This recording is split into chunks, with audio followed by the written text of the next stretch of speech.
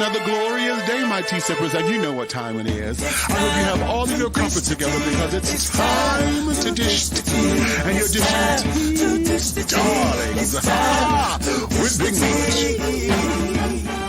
Can't wait. It's time to dish tea with Big Meat. It's time to dish tea with Big Meat. It's time to dish tea with Big Meat. It's time to dish tea with Big Meat.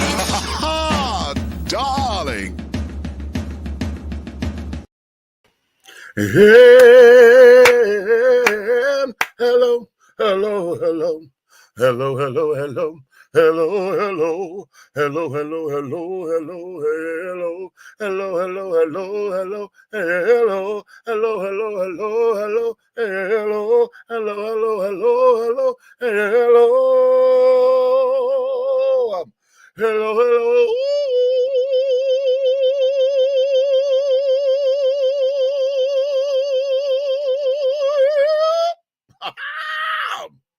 What's going on? To all of my tea sippers, my crumpet dunkers, my tea brewers, my pot stirrers, and my tea leaf readers, honey. What's your tea? What's your tea? What is your tea, honey? It's another glorious day. I know you know what time it is, my darlings. So I'm sure you have all of your crumpets together because, darlings, it's time to dish tea, and you are dishing tea, darling, with Big Meat. What's happening, babies? What is happening? How did y'all know? Whenever we come on late like this, okay, it's because I have been, wait a minute, I want to make sure my hat wasn't fitting right, or looking right. You know, because of what we do with the College Park Skyhawks and whatever, you know, we had a game tonight, and I just wanted to make sure that I did not schedule us to where we were trying to rush and get on up in here and carry on. Today was Fan Appreciation Night as well. And so, yeah, we're coming on an hour later than what we usually do. And so now, what's that? Okay. Something on my lip.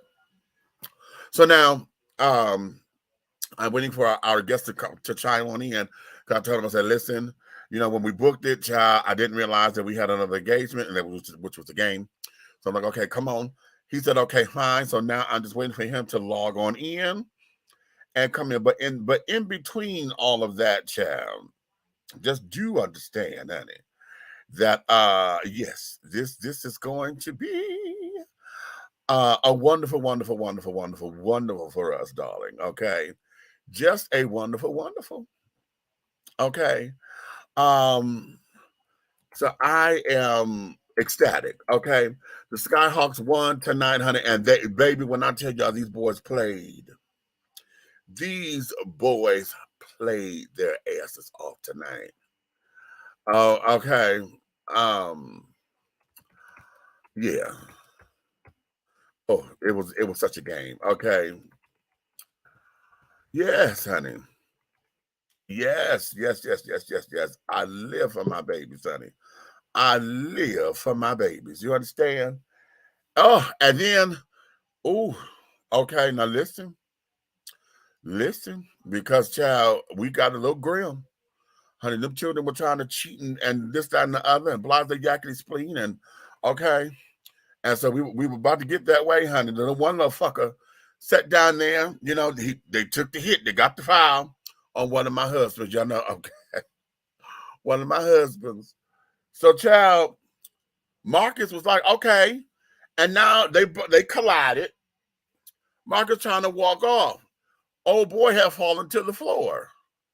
Well, you go sit down there and do the wrestling move and cross your legs and cause my husband to fall. Flagrant foul, honey. Flagrant all day. And so when you saw it, you knew it was on purpose. And baby, yeah. So yeah. Okay. Marcus got up off that floor. You saw it in his face that he wanted to jump, but he kept his composure. And I'm sitting there because when my tickets are, I'm courtside, but I'm not on the court. I'm right behind it. I said, don't do it, baby. Don't do it. Don't do it. Don't do it. Child, you know. sit up here acting a fool. So that there is where we are, okay? So now we're here and we're going to get some things started because, hey, everybody, what's going on? This is a groove. Hey, Big Meat, I'm downloading and putting Buddy, I'm petting Buddy. He's banging on his tail on me. Big woof, woof, woof. That's the dog. Okay, the dog like my voice too. Okay, that's cute. The princess is in here. Hey, hey, hey, happy Friday, princess. What's going on, baby? Okay, now listen. Today, this is going to be one of those shows, children. This is going to be one of those shows. So I want you guys to understand something. Well, y'all already know I'm a potty mouth anyway, but today we're going to get into some Black, in fact, that's today's show. Black health care is paramount, okay? And with my guests coming on, I'm going to talk Black health care, but I'm going to make sure that we talk Black men's health care, okay? And get into some things that I'm hoping will spark interest to all of you and would get us to talking and at least broadening our horizons to where when we're thinking about our health, we are looking at it from a different angle, okay? Now, my guest is also an HIV/AIDS specialist. And so we're going to get into some of those myths with all of that in our community. I'm understanding there's this new thing with these shots, honey. Cabo Nouveau, however that is pronounced. Don't know nothing about it, so we're going to get into that as far as understanding your regimen. We're going to dispel some myths, and we're going to really get down into the truth of the matter, okay? And then I'm going to get into his business because he's fine as hell, honey, and I know he always gets this all the time as far as folks trying to hit on him and understanding his professionalism and carrying on. And y'all listen to my community out there. Y'all know how we are. Y'all know how we are, honey. So y'all gonna learn how to leave this man alone. You understand? Okay, y'all gonna learn how to leave him alone. All right. But anyway, Nick, you ready? Okay, let me bring my co-host up here. I'm waiting on Red to come up here. Okay. Hey, y'all. Okay. Oh, she got all pumped. The girl that game was fascinating. So baby, we had a good time. Yeah. We be a little tired when we come from the game. I'm not tired. I'm invigorated, honey. Okay. I am ready. Let's get the doctor in here so we can. What time he coming? He's in here. He's in the wings. I'm gonna bring him in now. Okay. Red is going to be a little late, so yeah. Your niece is over here stealing waist beads and I don't know what. She over here like I'm borrowing. Everything just got charged last night, so it's them hips, honey. It's them hips.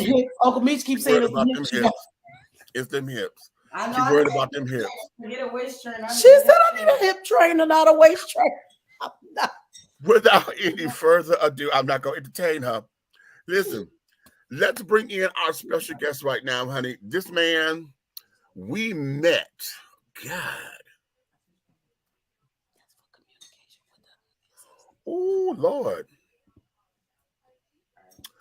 We met somewhere like in the late 90s.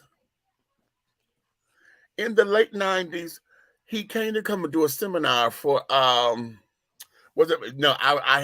just became a part of Unity Fellowship Church movement, and we were doing a health seminar.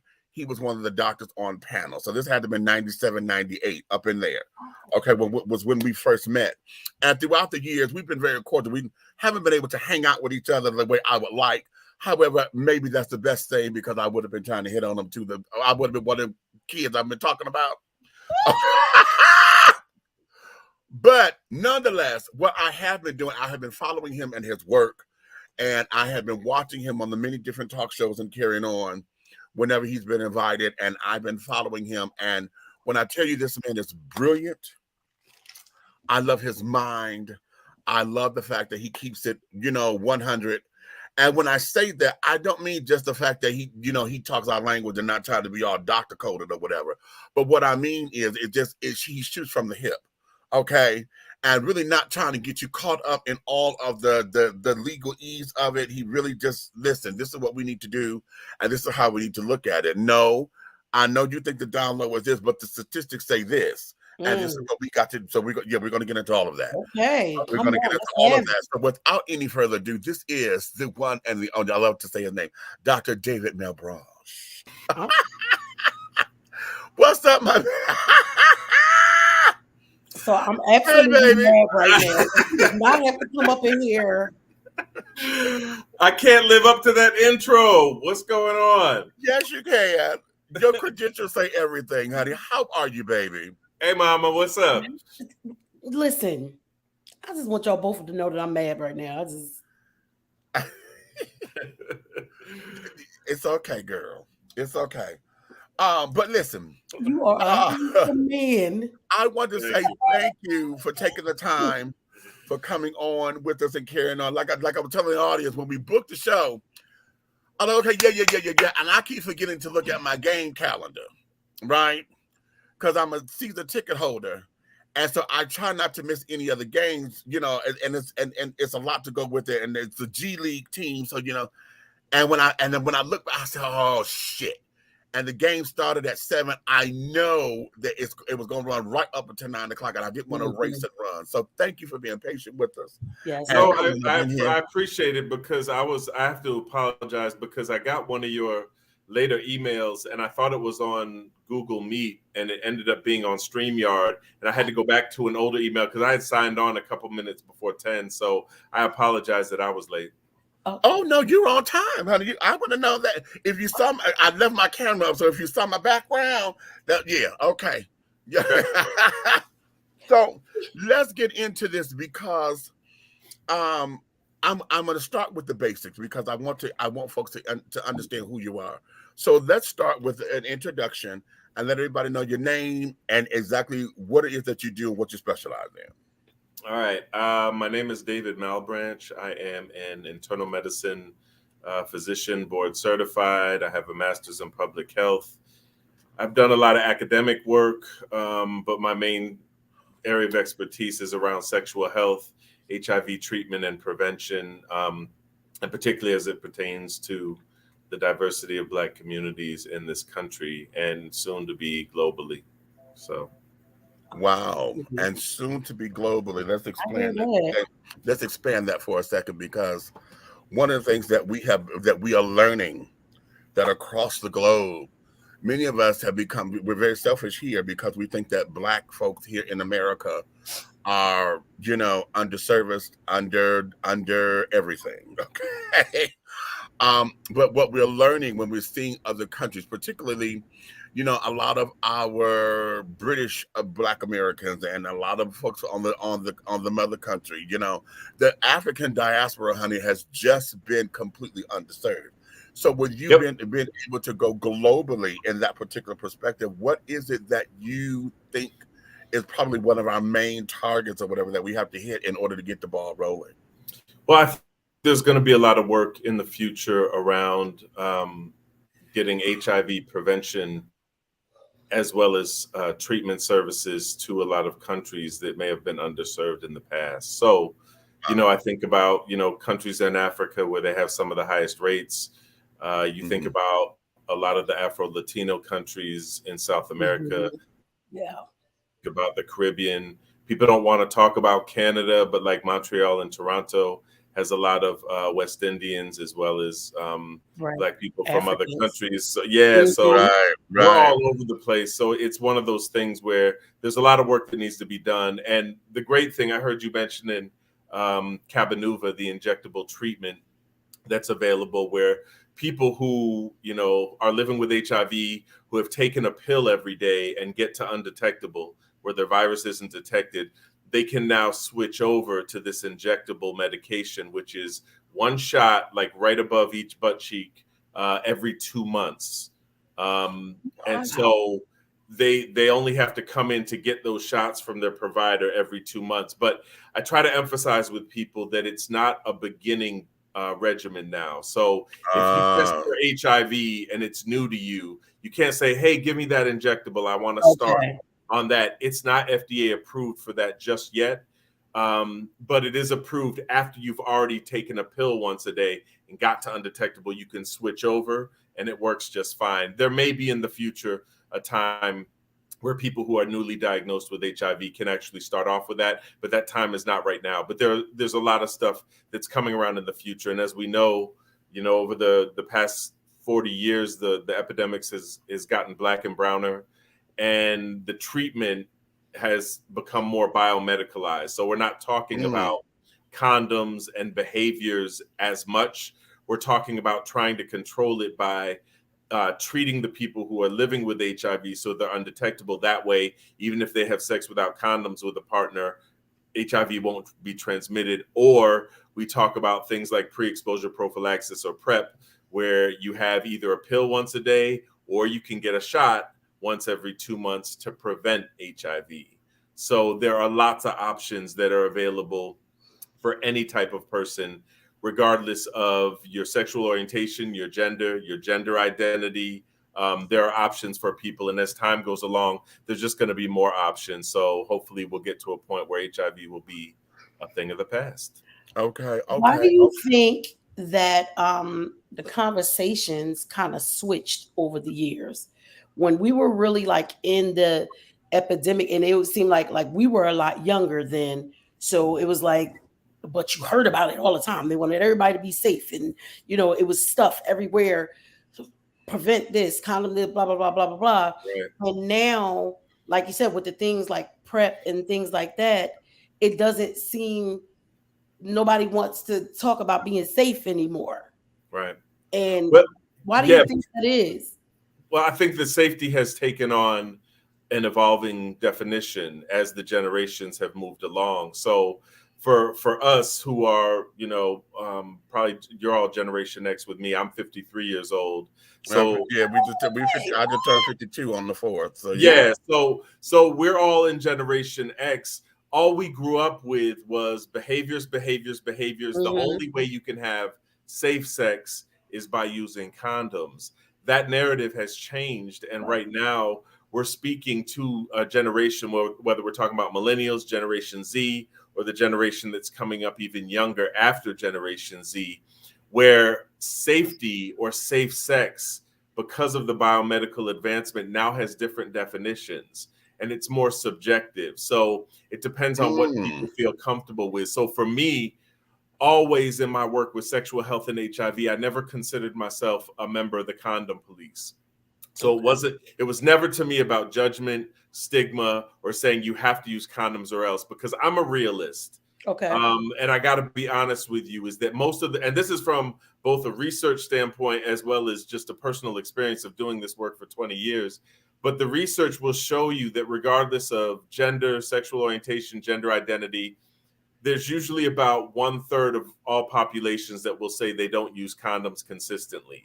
Mm-hmm. And I think that's actually an underestimate, because when you ask people, they're afraid of being judged by the researchers that are asking the questions. So they'll say, yeah, I use a condom all the time, knowing that they don't. People think and have always thought that condoms suck because it doesn't allow you to get intimate and feel more connected with your sexual partner.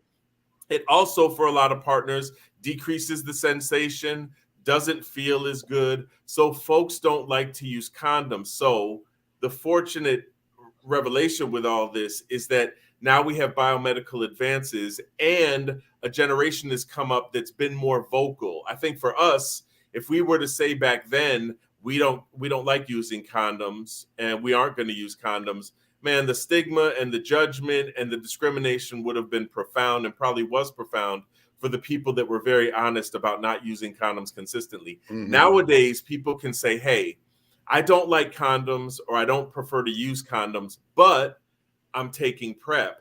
And I go to my doctor to get my STI checks every so often. And so you can kind of say, well, okay, well, that's safe because you're doing as much as you can that you're comfortable with.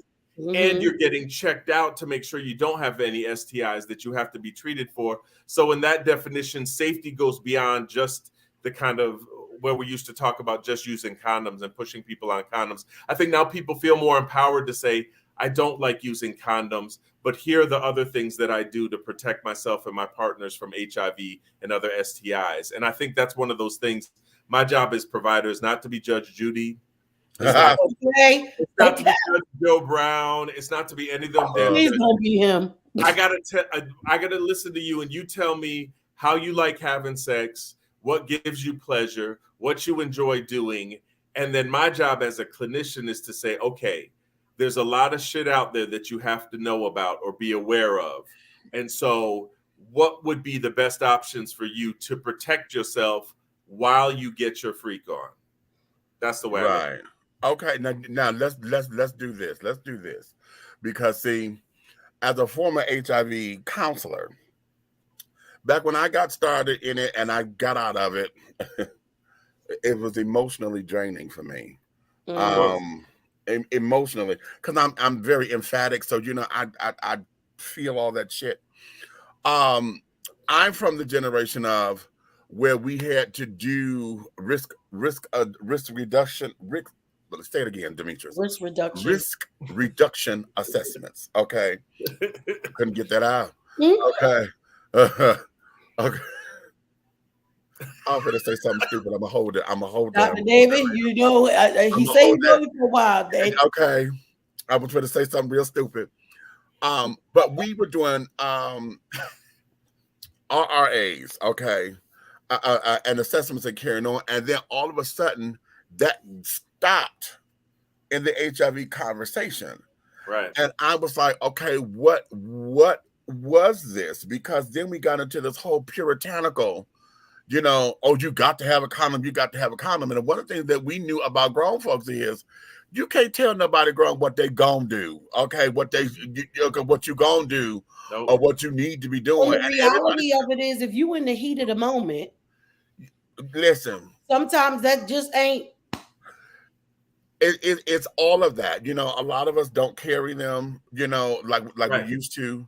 Right. You know, or you had it in there too long. We don't look at the expiration dates because they do expire, right. You know, and et cetera, et cetera. My question to you is, over the years, because I love what you said, you just opened me up to something as far as the safety message being new and retooled. Because now we're living in an era of raw is law. Okay. What they call it? Yeah. Yeah. Raw is law. Don't laugh at me, Doc. I've been out of commission for a long, long time. They be making fun of me all the time. And to the points that we making right now, me and Misha just talked about this. I've been out of commission for a long, long time because since I was 18 years old, don't judge me. I've been married 3 times. Right. I'll be 52 on my birthday. So most of the time in my life, there have been long-time relationships where there was no need for them for me. And now where that's not the case anymore, right? I'm scared. So I'm just holding it. Right. So, I need some help on what I can do, because, and I'm gonna ask you about this, because like when I see those commercials and this stuff about PrEP and all kinds of stuff like that, it never says that it's geared to me. Now that's interesting. You're right. Geared to the LGBTQ community, and I'm like, well, then what about me? I guess I gotta hold on to it. Right. So position yourself for me, because I don't want to make any assumptions as far as your sexual orientation, your gender identity. What are they? I'm straight. You're straight. Okay. So that's why I said I was mad at you when you came in here. So you're what we would call a cisgender. Oh yeah. Cisgender heterosexual woman. Got it. So the thing is this, and you're 100% right, is that as far as marketing and reaching out, and particularly for Black heterosexual women, the public health and the medical communities failed, in particular with regards to PrEP. And so what we do know, and I will tell you this in all honesty, so there are 2 oral pills that you can take once a day. One's called Truvada. The other one's called Descovy. Okay, knows. Yeah, you can take Truvada. Truvada has been around since 2012, almost a decade. Okay. Descovy got approved in 2019, so about 3 years it's been on the market now, almost 3 years. And the unfortunate reality with Descovy is that they didn't do a lot of clinical trials that featured women. Oh. So when the FDA approved it, it was mostly with gay men and transgender women, not cisgender women. So the only way the FDA could approve it is by restricting it and saying, look, from these studies, we know it works with gay men. We know it works with transgender women.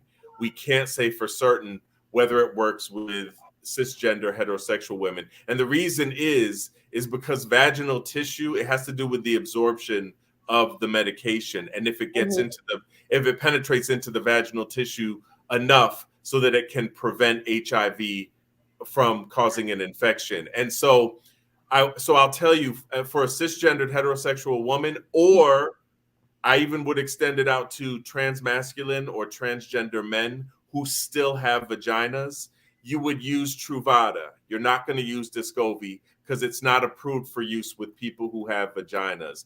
You can what about take the gay women? For lesbians? Yeah, so same thing with vaginal tissue. It would be Truvada.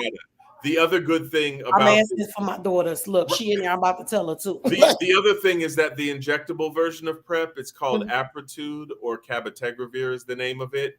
Okay. It was approved literally just this past December for HIV prevention. So if you're HIV negative, you can get one shot. It's a shot of one HIV medication in the butt cheek once every 2 months, and that is found to be just as effective, if not better, than the daily pills. And that shot has been studied with cisgender heterosexual women and cisgender women just in general. So anyone, I'm about to go get me some, y'all. Yeah, so persons who have vaginas, whether they be cisgender women or transmasculine or trans men, whoever has a vagina can use either Truvada for pre-exposure prophylaxis or the new injection called Apretude or cabotegravir. So those are your two options. Do not use Descovy because it hasn't been proven yet. So they can't say for certain 100% that it's going to prevent HIV. We assume that it'll be just as good, but because the trials aren't there, we don't want to say anything definitive. Okay. That makes sense? It makes perfect sense. Now, let's go here because I need to get y'all. Where's the men's at? I need to get your take on this because I'm one of them ones, honey. I am like, I hear all of this, child, but this still has not given my soul that 100% peace. You know, I'm like 99.5 just won't do. And so this is why I have not gone into that particular route, you know, of PrEP yet. Right. Because this is one of the biggest reasons why.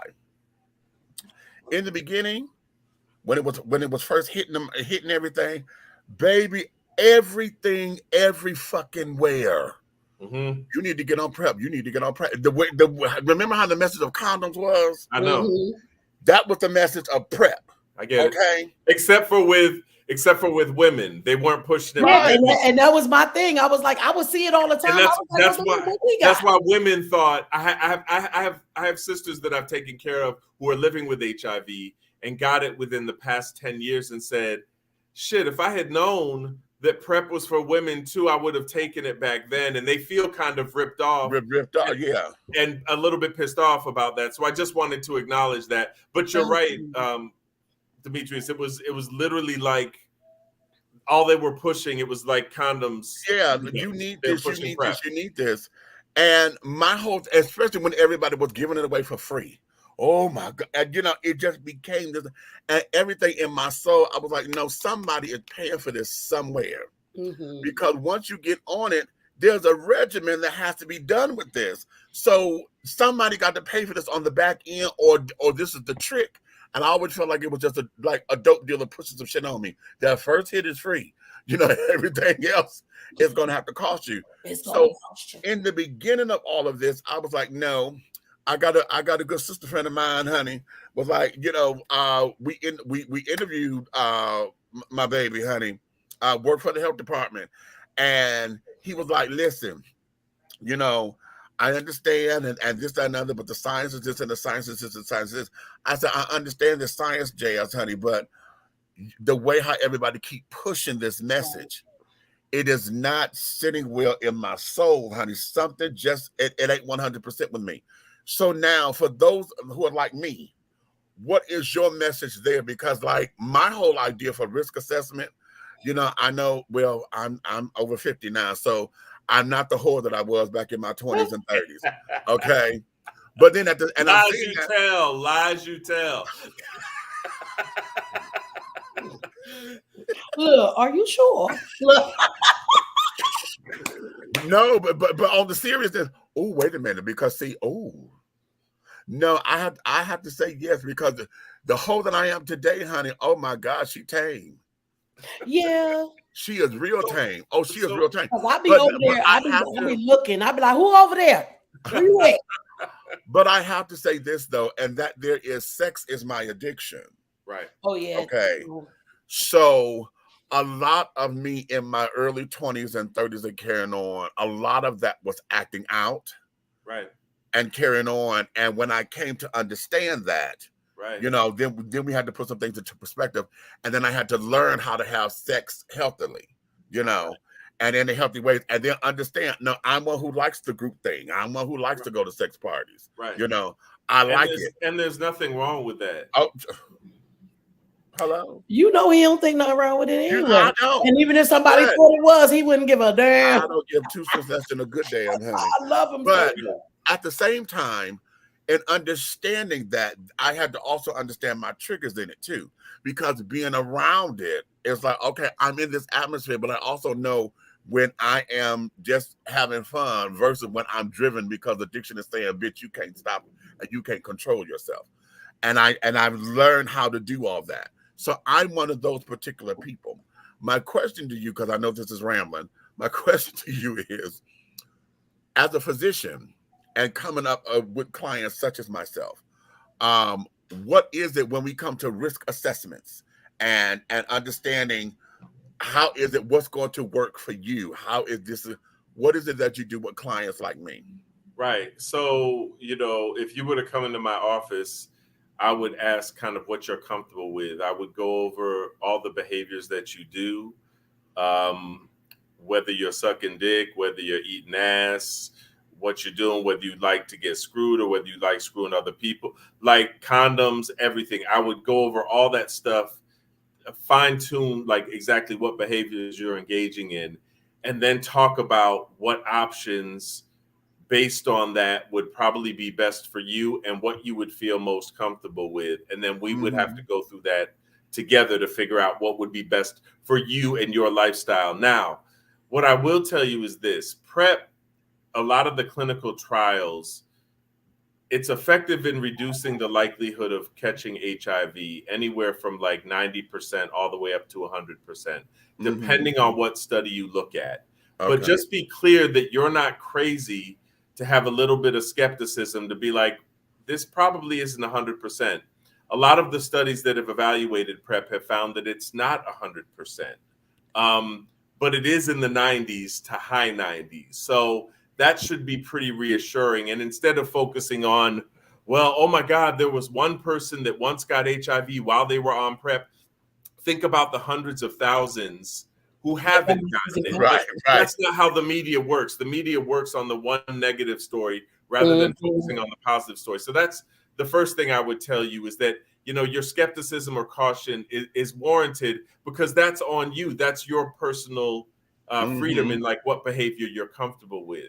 The second thing is that it would be, like I just said, what your option is. So it would be just about what is going to be best for you. And now that we have 2 pills that are available and an injectable, we would sit down and talk about, okay, what options are going to be best for you? And they've actually changed some of the guidelines recently for PrEP with regards to how often you have to come into the clinic for a follow-up to check your kidneys, because the one pretty rare side effect that we see with PrEP, at least Truvada, is that it can irritate the kidneys. But even that is not that common. That, you know, I can tell you probably in the 10 years that I've been prescribing Truvada, I can count on one hand the number of people that I've had to stop because they've had some problems with their kidneys. But they've relaxed a little bit of, you know, how soon you have to follow up. So that's point number 2. But you can do it the way you want to do it. You just have to work with your provider about it. The third point is that you mentioned a common concern for people, which is about cost. So it's like, oh shit, I heard these HIV medications cost a ridiculous amount of money. And a lot of times they do. But Truvada is now generic. Really? So, yes. So the insurance pay for it? Insurance will. I didn't know that. insurance will pay for it. The other part of that, so Descovy and the new one, Apretude, or it's also called cabotegravir, those two are not generic. Okay. So those two will still be at high price. But if you have insurance, your copay could be anything from $0 to like maybe $50 a month to get those done. So that's one thing. Truvada, however, is generic. So it could be potentially a lot less. Or if you don't have insurance, it's not going to cost a lot. Now, here's the other thing with that you need to know. There's an organization called the United States Preventive Services Task Force, sorry. And they're a preventive task force that actually puts on a grade scale different kind of preventive health measures. So, for instance, they make recommendations about how often women need to get mammographies, how often individuals need to get screened for lung cancer, colon cancer, flu shots, other vaccinations. They did research with they looked at all the studies on PrEP, and they gave it an A rating, a grade of an A, which means that the studies conclusively say that this is a preventive health service that, people should be offered. And because they give it an A rating, and this is something that President Biden had to put into law back in October, when the U.S. Services Preventive Service Task Force, when they actually give it an A, that means that insurance companies, private insurance, have to cover the cost of that prevention tool. And then for PrEP, they have to cover all the follow-up visits and the follow-up labs. Oh, really? So that's good. Come that's out good. of your pocket. That's now, real good. Where does it may the get shots work the same way, doctor? Does what? The shots. Will the shots work the same? Yeah, the shot. Well, they'll have to update it because they'll have to review the data, and the shots just got approved in December. So I don't think the Prevention Service Task Force has actually reviewed all the data to make a conclusive recommendation just yet. Okay. But for oral PrEP, they have, and so you shouldn't have to pay for a lot of these lab tests. Now, that was made conclusively that private insurers do have to pay for all that back in the fall.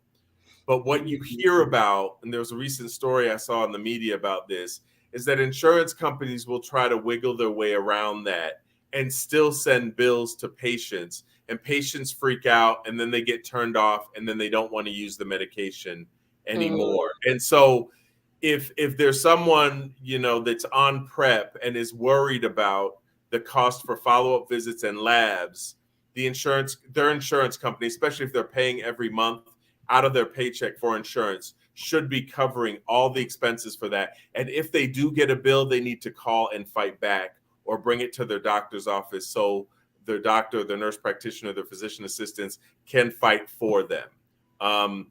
So those are the things. So, it may get a little dicey. I think Medicare is supposed to cover it. I'm not sure how fully Medicaid does. It may depend on the state because Medicaid is more of a state-run program. So it may vary a little bit. And if you're uninsured, there are other ways to kind of get around it. But if someone wants PrEP, they should be able to get it and not think first like, oh my God, this is going to cost too much. I'm just going to write this off. Because if you are having sex without condoms, whether it's one partner or you have several partners, it doesn't matter. By a behavioral standpoint, you would be a candidate for PrEP. And so there shouldn't be anything to get in your way of getting PrEP. And there are a lot of programs that can help out, both patient assistance programs to help with the cost of the medication itself, plus policy mandates that can actually make sure that insurers do have to cover those additional costs associated with the follow-up for PrEP. Wow. Okay. Now let's go here. I just feel so informed right now. Okay. This is why go live on my other platforms, but listen, I need y'all to go over there and watch the show that we did the other night because we just got a lot of information for y'all. This is why I've been trying to get you to come on this show. I'm gonna bring something back to your memory, honey, because I was mad at the queen that was on the show with you. Wait, I think my camera's about to cut off. What are we talking? You stupid. Wait, look at the time. Okay. Look, this is what we do when something come up that we don't want to talk about. We do like that. Okay. Okay. I was about to do that too. I just didn't want to be rude. Okay. you were on a platform, and you probably know where I'm going. What was the hell the day I was supposed to be getting them brothers' names? The two football brother, they had the little man show. It was a long time ago. That was about. That was a long time ago, honey. Yeah. And the queen that was on that show with you.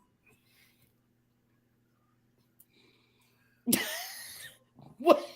Wait, are you talking about? You don't have to do the dramatic pause like that. Are you talking about the pastor that was a reformed gay man? No, not her. Okay, not her. No, I'm talking about the big girl, honey, that was sitting up there trying to start shit. Talking about something. Well, they say that out of 2 out of every 5 people or whatever is gay, honey. So do the math. And she was trying to really. She wanted to have one of the brothers to carry on. And I do not like people like honey, that. she was messy as hell. Messy as fuck. Okay. But the whole thing of it was, but she was getting up under the right one's nerve. Because the one that had all the mouth that was getting mad, I really think she clocked his teeth for real. Okay. Yeah, I think that was part of it too. I'm trying to remember because the brothers were they were former football players and journalists. I think it was called Black Men Revealed. Was that it? Something like that. Yeah, it was a TV One show. On TV One, yeah. It was on TV One, and it was a new concept, with them having, it was supposed to be an all-black man show and blah, blah, blah, blah, blah, and carrying on. And I bring you to that. I bring that to your memory because at that particular time, like I said, Miss Thing was being messy. The one reformed child, honey, was sitting up there and was sounding as confused as he was trying to say he was delivered and reformed and things, and really didn't know how to answer the question. He didn't like men. No, he didn't go that far. He was just saying, because of his Christian faith and care.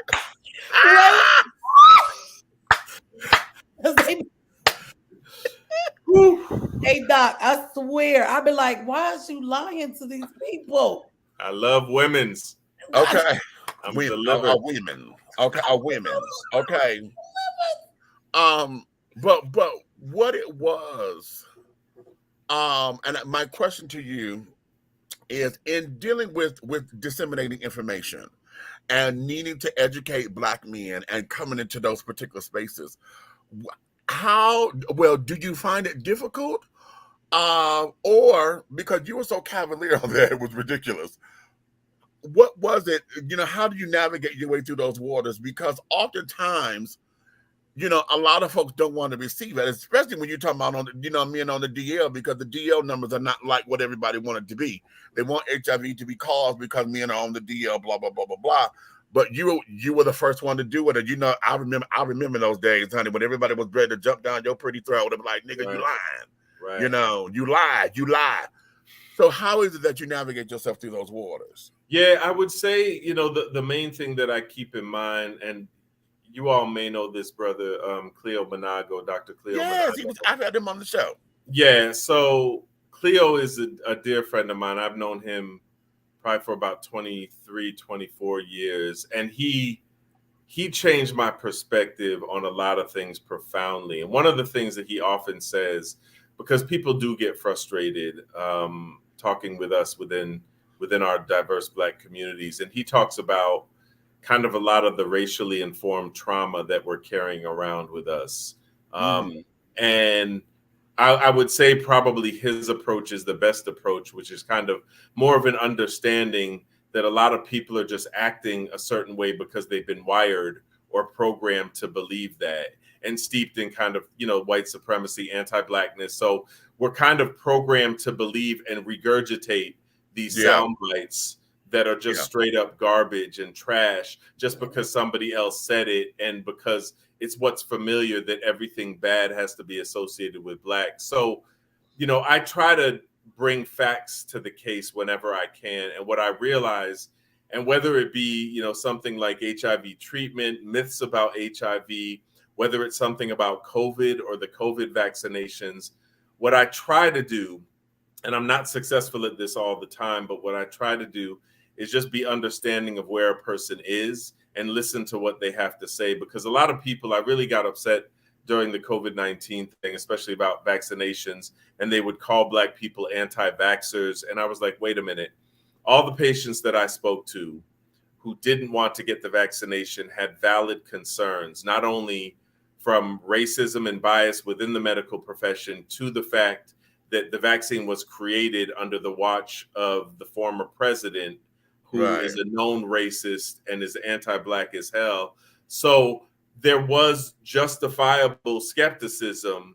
And since vaccines usually take 5 to 7 years to kind of go through the trial process because of the inefficiency of the federal government and our the way we conduct these clinical trials with vaccines, people were reasonably skeptical. Black people in particular were skeptical about this. It wasn't one of those things where we let all the Trump supporters get it first. That was we weren't right. And people were saying that, and we weren't saying, it wasn't like the Trump supporters who were saying like, I don't have to get a shot. My freedom, my white privilege. It wasn't about that. It was more about, I don't want to be experimented on. I don't trust this. I don't trust Donald Trump. How the hell you got a vaccine for COVID and you don't have a vaccine for HIV? All of which are legitimate questions. The cancer. The approach I take, and the approach I think, not to speak, for what Cleo would say, but I think Cleo would say not to be reactionary and fight against that and be like, well, you just have to take the vaccination. Just shut up and take the vaccination. Like, that's the wrong approach. What you have to do is listen to what someone says and then present them with some facts and say, hey, I understand those are all legitimate questions. Let me address all of them for you. Let me address your concerns as real as I can. And then I'm just going to put this in your lap, give you some reasons why I think you should be on PrEP, why you should follow HIV treatment, why you should not think that the DL is responsible for all Black women having HIV, why I think you should get this vaccination, and then you can make the decision. And I've been surprised.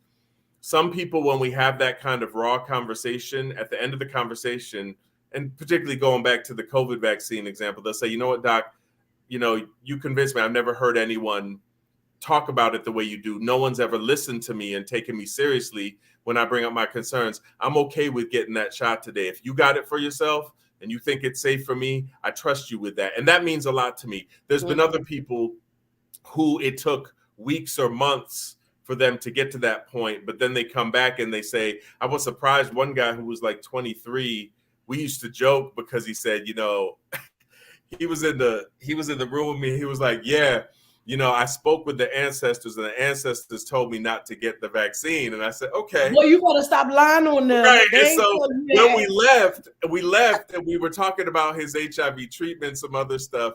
And I said, hey, let me know if you want to get that vaccine. And he kind of looked at me and I said, look, I was just speaking to the ancestors and they were telling me that you should get this vaccine. And he said, they didn't tell you that.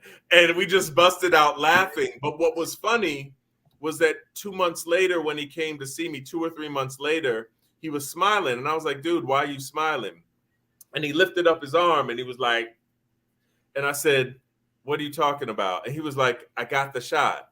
I was like, oh, you got the vaccination? I said, well, what happened? Did your mother, he was very religious. Did your church do a drive? Did your mother tell you? Did your boyfriend tell you? What happened? He was like, he looked at me, he said, nah, doc, you told me. He was like, it was you. You kept mentioning it to me. And I remember I thought to myself, I was like, wow, I had no idea that I was even getting through to him, but I just kept repeating it and having more conversations with it. And it turns out that even though he pushed me away, he was listening. Right. So I take the same approach when it comes to HIV and a lot of the misinformation we have out there. What we have to do is arm people with education, because the loudest voices in the room are often the ones that are the most ignorant, and they will scream at the top of their lungs, and people will think that this is something that that is truth just because somebody's screaming it at the top of their lungs, and it's not the truth. And so what we have to do is be more proactive as medical professionals, as public health officials, as you all are doing with the media, and provide platforms that are proactive, exactly, not reactive, and say, well, okay, we're here to give you all information, not to say, oh, well, so-and-so said this, let's dispel that. Let's just start putting out facts, and let's just put out the real stuff, because I guarantee you the folks that are peddling misinformation, they don't get tired. They are never exhausted. No. They work 24/7 to disarm people, to misinform them, and to peddle all kinds of bullshit and conspiracy theories. And we have to be just as dedicated to giving people the facts and the science, but we also have to temper that with making sure they understand that we appreciate their valid concerns. Exactly. People have a lot of valid. Because you put the comment up from Buck. Remember when Buck first got the first vaccine? Because I think he was the first one out of all of us. And the way he would always give the information, because Buck is the one who would listen to the CNN and CDC and everything, and then he'll come back and he would give it to us daily. Like, okay, this is what happened. This is what they said. I got mine. I'm going to let you guys know how I feel as we go through this. Because he was like, I'm not pressuring anybody to get it or to not get it, but I'm going to let you know what's happening with me. That's great. Like, because I was one of the people who felt like, okay, when things start opening up a little bit, I fly a lot. And I have some ailments. So I was like, one of my sons is incarcerated. Oh, you want to come see him in person? Got to have this. And at first I felt like I was bullied into getting it, but you're not going to keep it away from my son. So I'm going to get it. But then I just, the second shot, I was down for like a day. I was a little mad. I was like, I bet not get sick. I promise you, if I get sick, all hell gonna break loose. But the day went by. Yeah, the second one was when we had like a day or two, right, Meech? Was that? Yeah. It was the second one. Yeah, because for both of us, because he got a second one before I did, and he was like, "Woo, that second one put me out," and I was like, "Okay, now I'm scared." But I knew that there was a second dose. I gotta go get it. I already got the first one, and I was okay. Because we said this to somebody earlier today, when COVID first broke out, when we were the most careful, washing our hands every 5 minutes, the mask on, gloves on, we was only spending time with each other all kinds of. My bubble was real small. Okay. Listen, we ain't want to be with nobody else. It was only us. If it was other people, we ain't taking our mask off. That's when we got COVID. Right. But see, that's where a lot of the misinformation comes into play. And so, I think there are two things, and I look at it as the medical profession that we don't explain things well. Like, for instance, when we were talking about people wearing masks, we didn't do a good job of saying these are risk protections. Instead, we let the media say these are freedom restrictions. And so if you people think that's a simple turn of phrase and it doesn't mean anything, but it means everything. When you say you're going to restrict somebody, folks will push back immediately. Right. If you say you're wearing a mask to protect yourself and the loved ones around you, and I started to hear that message, but by the time we started really honing in on that message, it was too late. The other way that we don't get the message across enough is just in the general sense of what it means when you're sick. And what sick actually means. And, we've heard this with the flu shot a lot in the past. Right. I ain't going to get that flu shot because that time I got that flu shot, I got the flu. And it was like, no, you have to really understand. And one of the silver linings of COVID is that it forced us to really explain the concept of what a vaccination is and what it does. And remember, the very basic of this from a medical perspective is that when you get a cold, when you get the flu, when you get COVID, it's not any one of those viruses or bacteria that are causing your symptoms. What causes your symptoms, the fever, the congestion, the fatigue, the headache, the feeling wiped out, that's your immune system going haywire, trying to get rid of this thing that's invaded your body. And so when you think about the concept of a vaccination, which mimics the stimulation of your immune system in the same way a real infection would, what's going to happen when you poke the bear, when you stimulate the immune system? It's going to start acting up. So after you get that shot, you may have headaches, fatigue. You may feel wiped out a little bit for a day or so. That means not that you're sick, but it means that the vaccine is actually doing what it's supposed to do. And once that immune system has that initial reaction to the vaccine, what that means is that later on, when you get exposed to the real thing, the real COVID or the real flu comes along, your immune system will know exactly how to fight it off at the pass, head it off at the pass, head it off early so that your symptoms won't be as bad.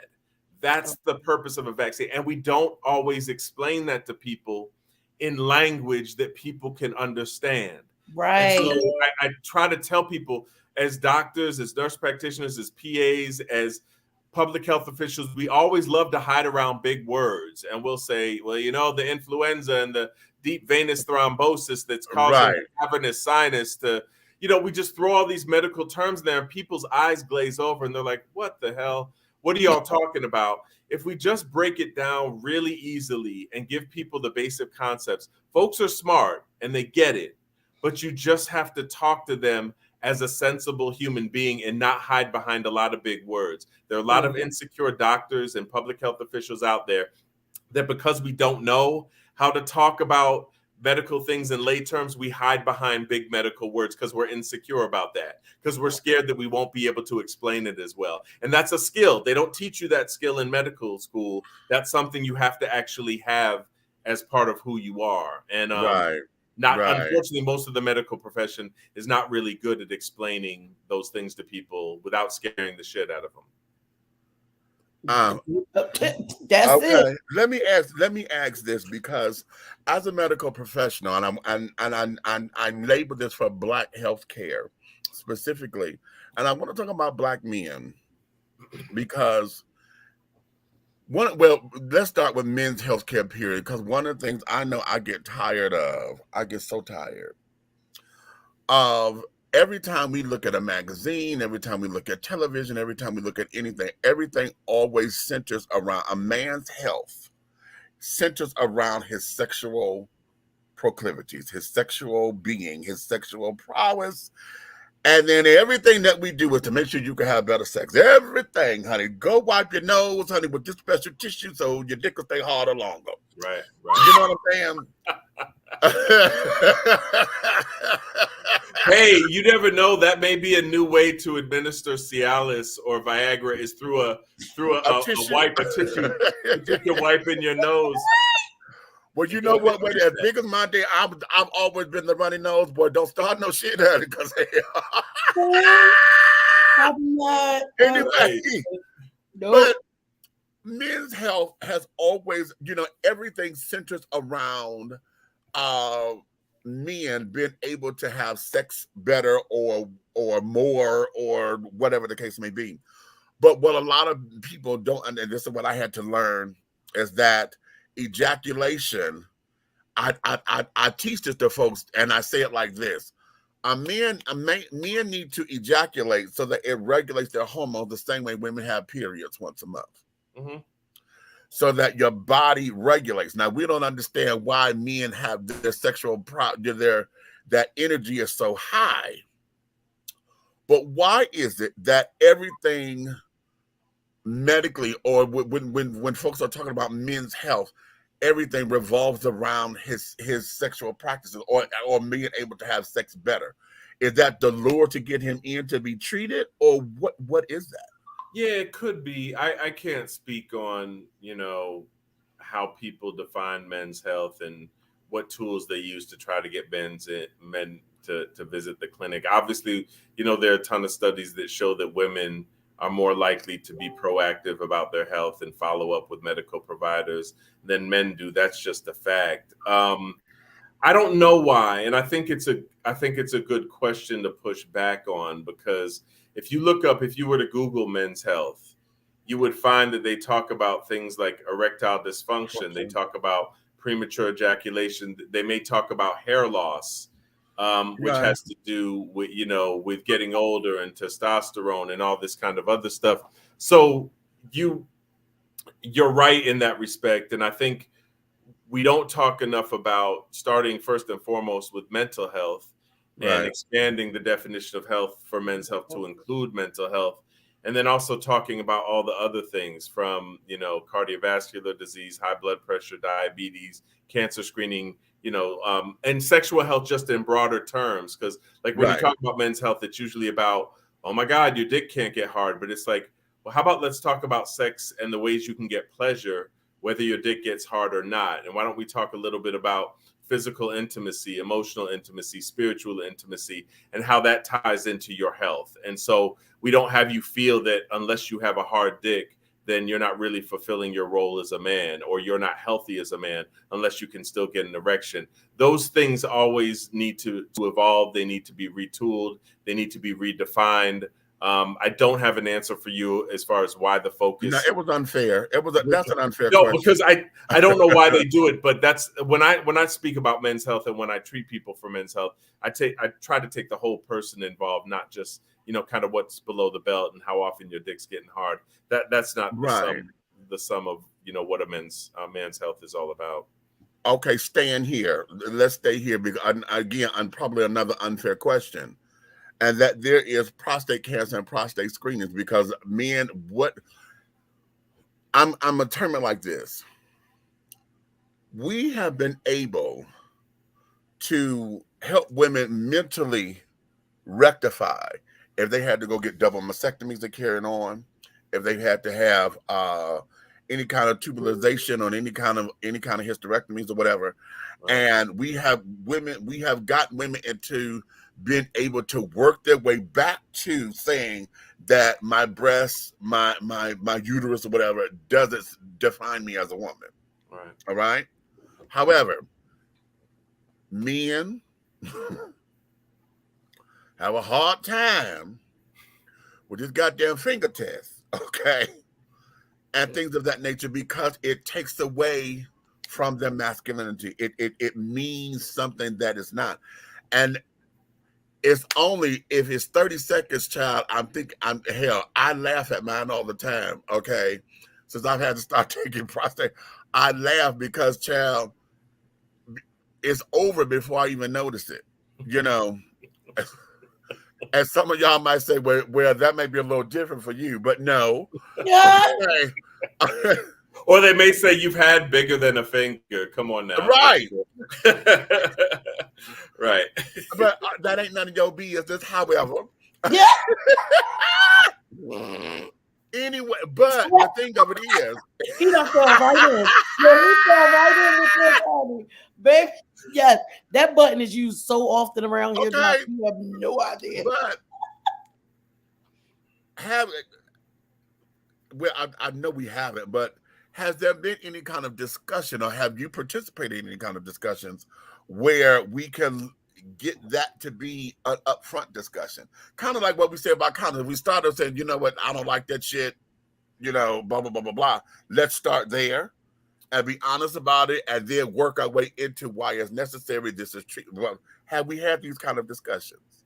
Yeah, not to the extent that we need to. And also kind of the problem is just stepping back is that what they call the medical term for that finger test is what's called a digital rectal exam, or a DRE. That's the acronym for it. Dre. Exactly. Did you get your Dre yet? That's actually probably would be a good public health message to use something like that, to be honest. But what we found is that as a screening test, you put you put your finger in the rectum because the prostate is right under here. So if you go into the rectum and you feel like that, you can actually feel whether there are lumps or bumps on the prostate. The problem is it's what we call operator dependent. So it's dependent on how skilled the person is that's doing the feeling of the prostate. Because some people will do the prostate exam and maybe feel that it's smooth and say, oh, this is a normal exam. Someone who's more experienced or who has felt prostate cancer before may do the same test and be like, oh, this is a little suspicious. We need to order a blood test or do an ultrasound to kind of confirm what's going on. So problems with these screening tests are that, it can be dependent on who is doing the exam. It can also, the blood test itself, which is called the PSA test, that can be elevated for a number of reasons, whether the prostate is just enlarged, sometimes if there's inflammation in the prostate from an infection or something like that, people can get really scared. So it's not the best screening test.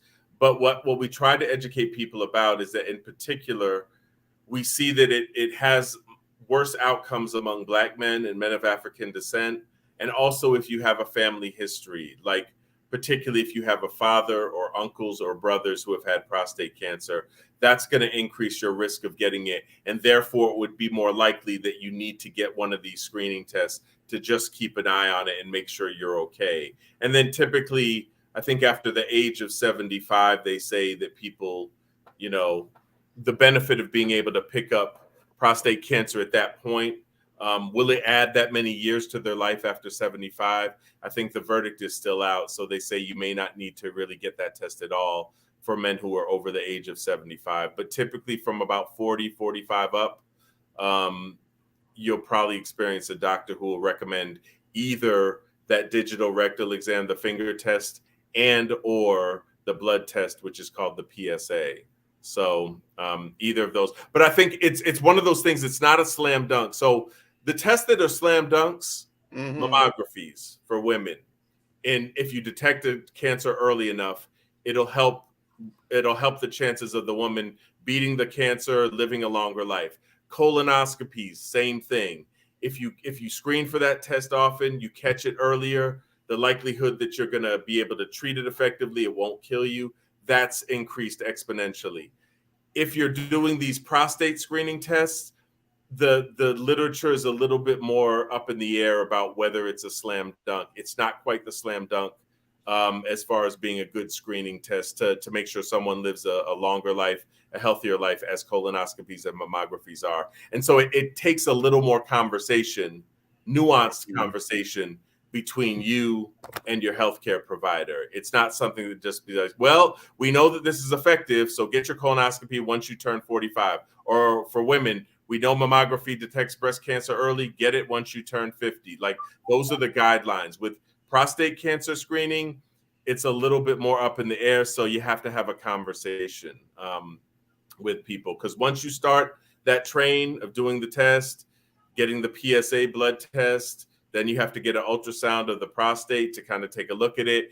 And then you may be looking at some treatment with radiation or surgery, which can cause erectile dysfunction or problems with bladder incontinence. So you want to make sure the patient you're talking to is ready to go down that road if something is abnormal, and if it's worth it doing that, given the risk for prostate cancer. So it's a lot. It's a lot.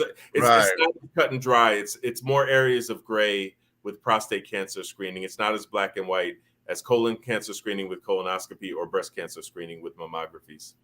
All right, let's go here because ED done came up many times in this particular conversation. And I want to go there because with everything, I've every time I go get an HIV test, because I've been doing it every 6 months since I was 16. I told you I was a real hoe back in the day. Okay. So and I still get those tests every 6 months, and then like when I'm going away, like we got Big Boy Pride coming up, so I'm on my way there. So I know I'm going to take the test before I leave, and then when I come back, you get back, right? Okay, 25 days after I get back, just to make sure. Okay, you heard me, Mitch. Huh? You down there just be ass naked. Oh yeah, with my little wispy clothes on and shit. Okay. Tell him to bring you this time, Nikki. Tell him to bring you. Listen, you know I'll go. I'll meet you when I go. Here's the question: with everything. Okay, again, going back to men's health and how everything centers around, everything has to be so he can have the better sex. One of the things that we do know is being overweight causes every goddamn thing. If you don't lose weight, you got to lose weight. You got to lose weight because weight, being big causes this and blah, blah, blah. Right. And then also with ED, okay, why is it that, like going back to HIV/AIDS and condom usage and carrying on, every time I take my test, I ask this because I know I know the answer already, because I asked the CDC directly, what are you doing with the prevention message or the safety message for those who are experiencing erectile dysfunction through psychotropic medications, because they have sexual side effects, all this, that, and the other. By the time we get through wrestling, getting this motherfucker up, I ain't got time to deal with no goddamn condom too. Okay. So what is it? Why is it that those two things are what they are in men's health? Because everything about a man, honey, about his, they talk about weight as if it is the cause of it, and I know it's not the cause. Most of the time, it exacerbates it, but it's not necessarily the cause, in my opinion. Sure. But everything, because when big men go, everything is all about this goddamn weight and things. And then of course, with AIDS and other STIs, we don't talk about the ED portion of all this when we talk about prevention, when we talk about health care, as far Right. as risk reduction and carrying on. Why are those components left out, or in your opinion? Yes, I think even HIV prevention, we don't like talking about sex. The medical profession is a very conservative profession, so they're not really always the best people who are equipped to talk about very honest and non-mental. You brought up with a lot of the HIV prevention around condoms, because condoms aren't natural. Two, they're not for every STI. They're great to protect HIV, gonorrhea, chlamydia. But remember that herpes, warts, syphilis can all be transmitted skin to skin. So even if you use a condom, you could get syphilis or herpes and be like, well, wait a minute, I use a condom. People all the time, look, condoms cover whatever's going to come out when you come. It's going to protect you against those STIs that'll be transmitted. But the ones that are just skin to skin, ones are off limits. So you could get that even when you wear a condom. So you have to be careful for that. So it takes a skilled professional to really counsel someone through that and be okay with saying, okay, well, since the condom, the pleasure, since you're having trouble getting enough already, we're just going to make things work. We brainstorm about some ways that you can have some good ass sex, but still protect yourself against HIV and STIs. That's the goal at the end of the day. Is any of it going to be 100% certain? No. So I can't, with anybody that comes in and say, take this or do this, and I can guarantee you 100% that this is not going to happen. And so you have to talk about levels of risk and levels of comfort. So my job is to educate people on, okay, if you like to do these behaviors, this is what could be associated with each of the behaviors. You have to do what you feel comfortable with. And some people are like, I can have anal sex or vaginal sex without a condom and I'm comfortable with that. Other people are like, no, I need to use a condom, even if we're talking about PrEP or treatment prevention. We need to use a condom if we're doing vaginal or anal sex. But I can't taste the dick. And people will say these things to me, and it's like, that's the real of what's going on with this, is that people kind of make these decisions in their head versus what risk they're taking. And you have to kind of go with what you're comfortable with, what still affirms that you can have some pleasurable, bomb ass sex, and then still acknowledge the reality of what's out there and protect yourself. And that's hard. That's really hard to do. Some people just say, fuck it, and we'll just do whatever, let the cards fall where they may. Other people are more calculated about it and want to kind of be able to control as much as they can. And so it's not my job to tell you, or you as my patient, which way is going to be best for you. You have to tell me where you're at with your level of comfort and all these things, how scared you are, what things work for you, what other medical conditions you have, what you're worried about the most. And then I can give you my education and training, and we can come up with a plan or some options. That's what sexual health is about. It's not about, sexual health isn't about, okay, just don't get all these STIs, or there's a lot of STIs out there, make sure you don't get them. Sexual health is about, how can you have the best sexual life and pleasurable sexual life you can, while also still keeping yourself free from a lot of these diseases that may be out there. Well, I have to say, I think if they had more physicians speak to people the way you do, it will be a lot more people with better understandings and really know the choices that they have. And the fact that most doctors don't speak to people that way, like you said, they're either using the big words or depending on what situation your doctor is in, you might, say for people, low income people, they go into the places where the doctors really don't give a damn. Okay. You know what I'm saying? So they rushing you in, they rushing you out. Right. And it's really unfortunate that it's like that though. Right. And I've learned so much just listening to you that I feel like I can pass on to the other things that I do. Right. You know what I mean? When I'm talking to somebody or helping somebody, or when we go back into working with the kids, when you talked about, we don't get into the mental health part of it enough. I worked in mental health for 20 years. Right. And when I was working in it, I had no degrees. Now I got 2 and can take back all the things that I can add to what I was doing when I was there, because my passion is working with the teenagers. Absolutely. The link with kids. Nobody wants to listen to them. You know what I mean? They have feelings, stuff is going on. They ain't just acting a damn fool for nothing. Right. So, and now I have more things that I'm equipped with to go back and help them. And things like this is a part of what every situation needs, because nobody's really trying to understand what's going on.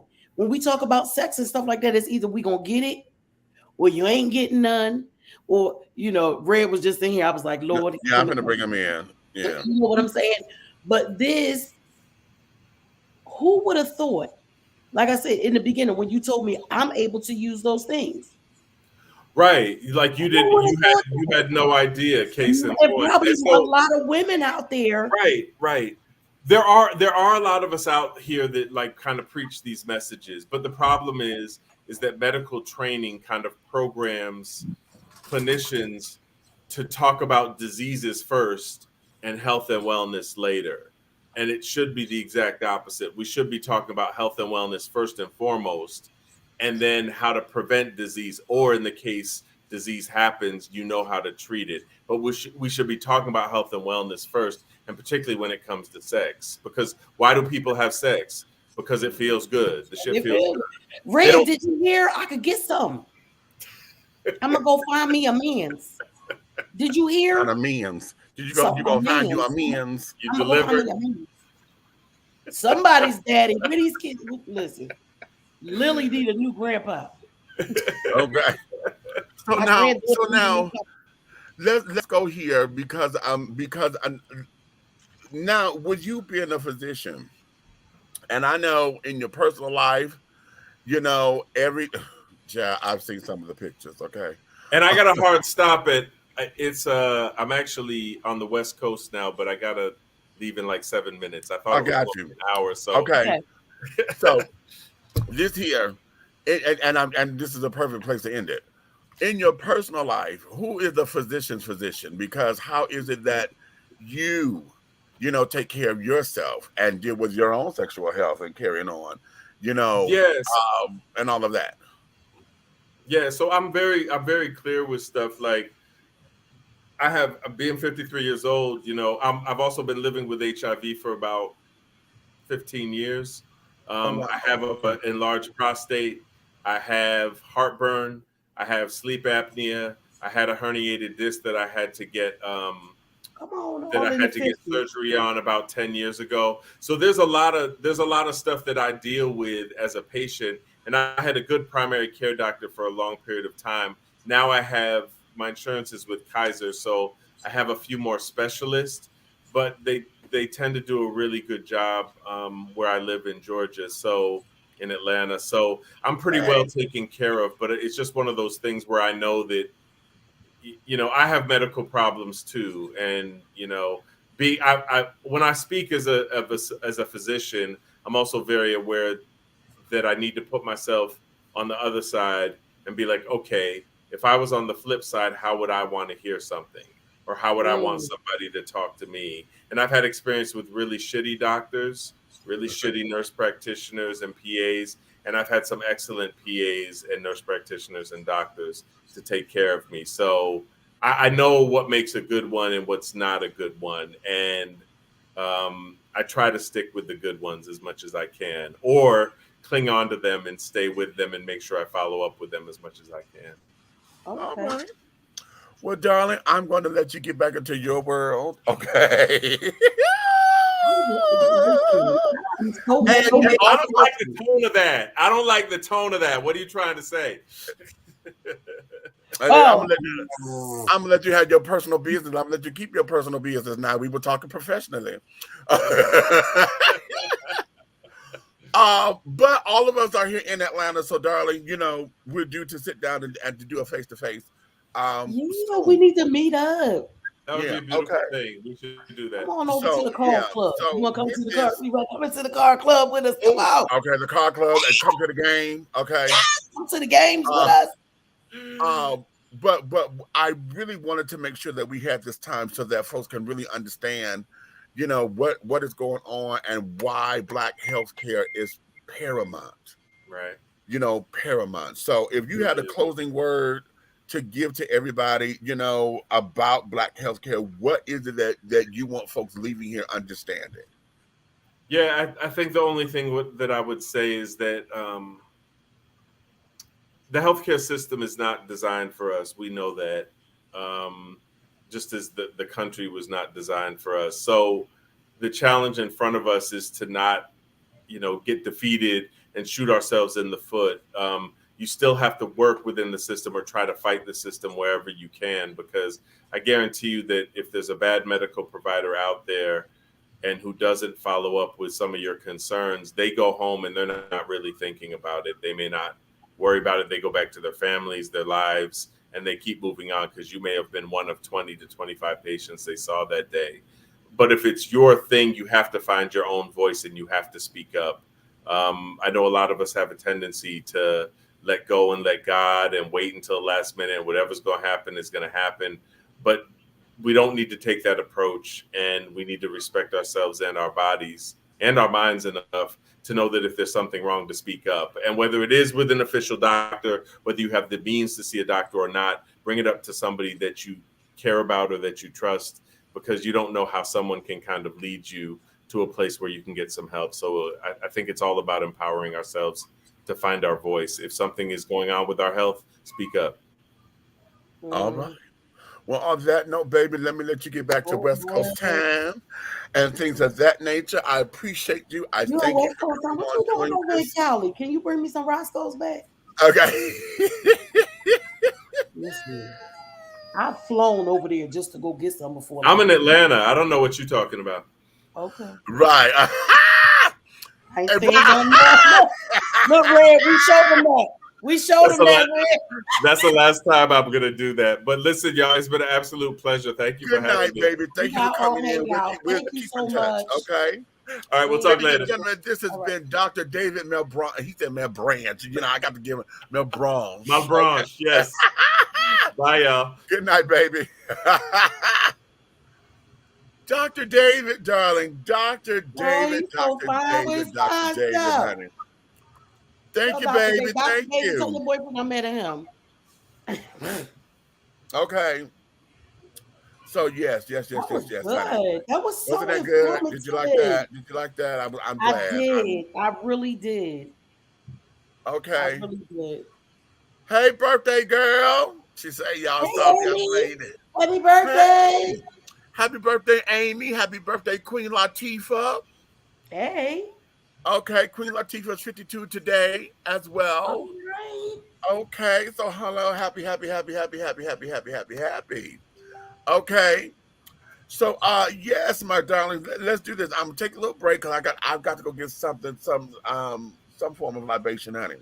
Okay. Let me play a couple of commercials, and when we come back, honey, I said once we got through, we're gonna keep going, honey, because see now that we didn't have the doctor, to, talk about some things, Now let's get into real talk with us, because Okay. One of the things about sexual health and carrying on is many of us don't want to do it.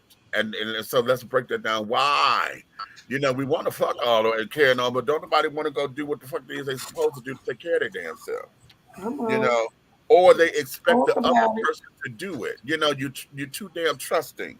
You want the other person to have all the onus on them, but you don't want to take any personal responsibility for yourself. So hold that. Let me do this. We'll play. You know, do a little doo-wop, and then we'll come on back. Okay. Okay. So yeah. Wait a minute. Where do I want to start? Let me start right here. Have you tried Big Rob popcorn? It's a wonderful anytime snack that everyone will love. Available in 3 flavors. Grown and sexy, which is the perfect mix of cheddar, cheese, and caramel. Sugar Shack, a fruitful flavored mix of watermelon and apple. So delicious and good. How about spicy butter and white cheddar? Everyone loves it. That's why it's called good.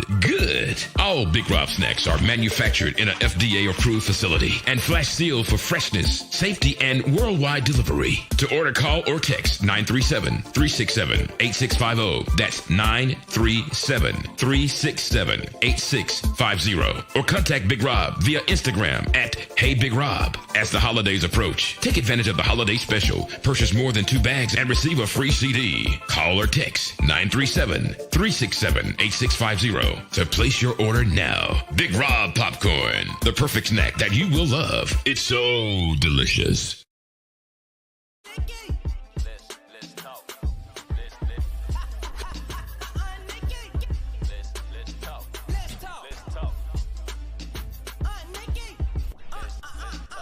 One. Hi everybody, I'm Lily, and today I'm going to share my book with the whole entire world.